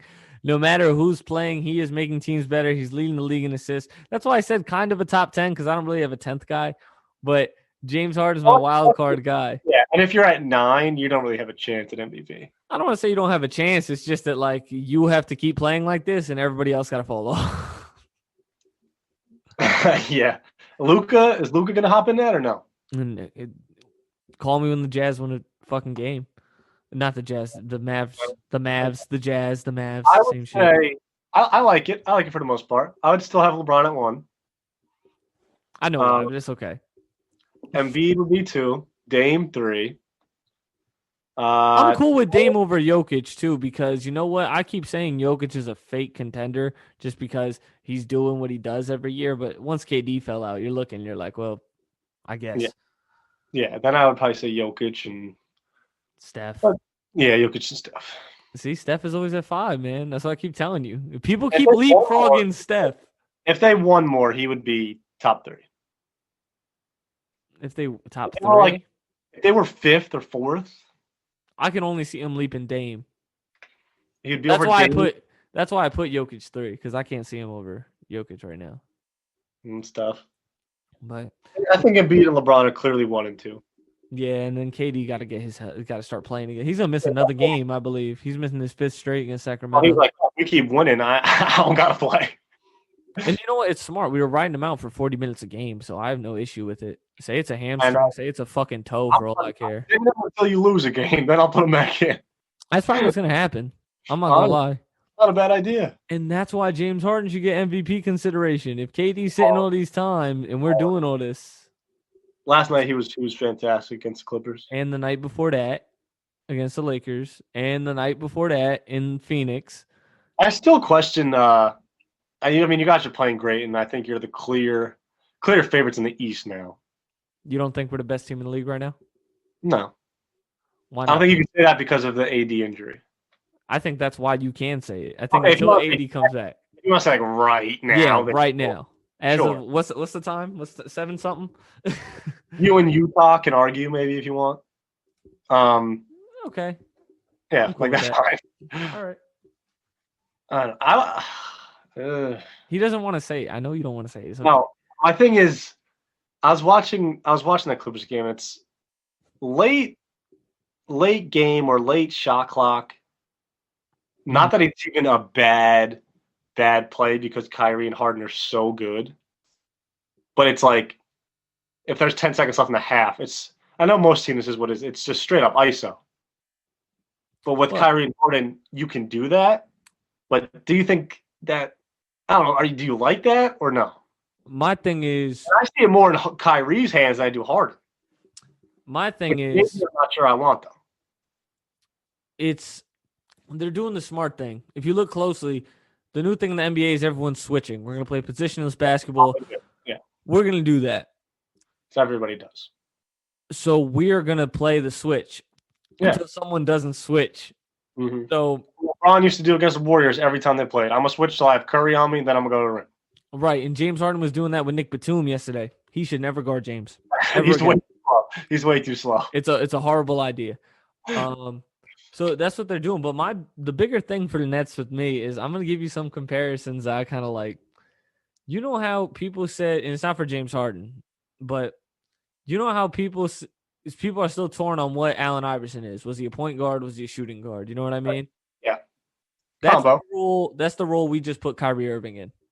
Go out there and score. Basically be a 2 guard. James Harden is your point guard. James Harden is definitely our point guard, and that's the way it should be, which is weird to say when Kyrie Irving's on your team. It's because he's a way better playmaker. He's 100%. a significantly better playmaker. Kyrie's never been he's been a playmaker. I don't want to say not play. He's never been an assist guy. No, he's career average like what, 5 assists a game. So it's like I like what we're doing because Kyrie's playing an Allen Iverson type role, which is kind of what his game is styled to: flashy handles, hit the mid range, hit the three, hit the pull up, talk smack, get back, not play much defense, but play your heart out on defense. And then KD is just gonna be mellow on steroids, so we'll do the little Denver Nuggets shit and throw that shit over there. Denver, huh? They got to the conference finals, and the only person they lost to was Kobe. Oh, it was a phenomenal team. That was a great team. They're a very underrated team. Lakers win the title that year? It was one of the years they played Boston, so I don't know. They either lost to Boston or they beat Boston. It's probably the one they beat Boston, the more I think about it. Maybe, I don't know. Maybe they played the Spurs or some shit. I don't know. But it's one of those years where it was KG, Paul Pierce, Ray Allen against Kobe and Powell. And damn. Miss Colt, man. Miss Colt. Of course. But hey, man, we'll be on here a while. I'm just happy to get back. I'm really happy to get back. Get used to going back to PA. Sorry for the delay, everybody, but No, we're good now. We're on schedule. Now we're back on schedule. So hopefully we can do it.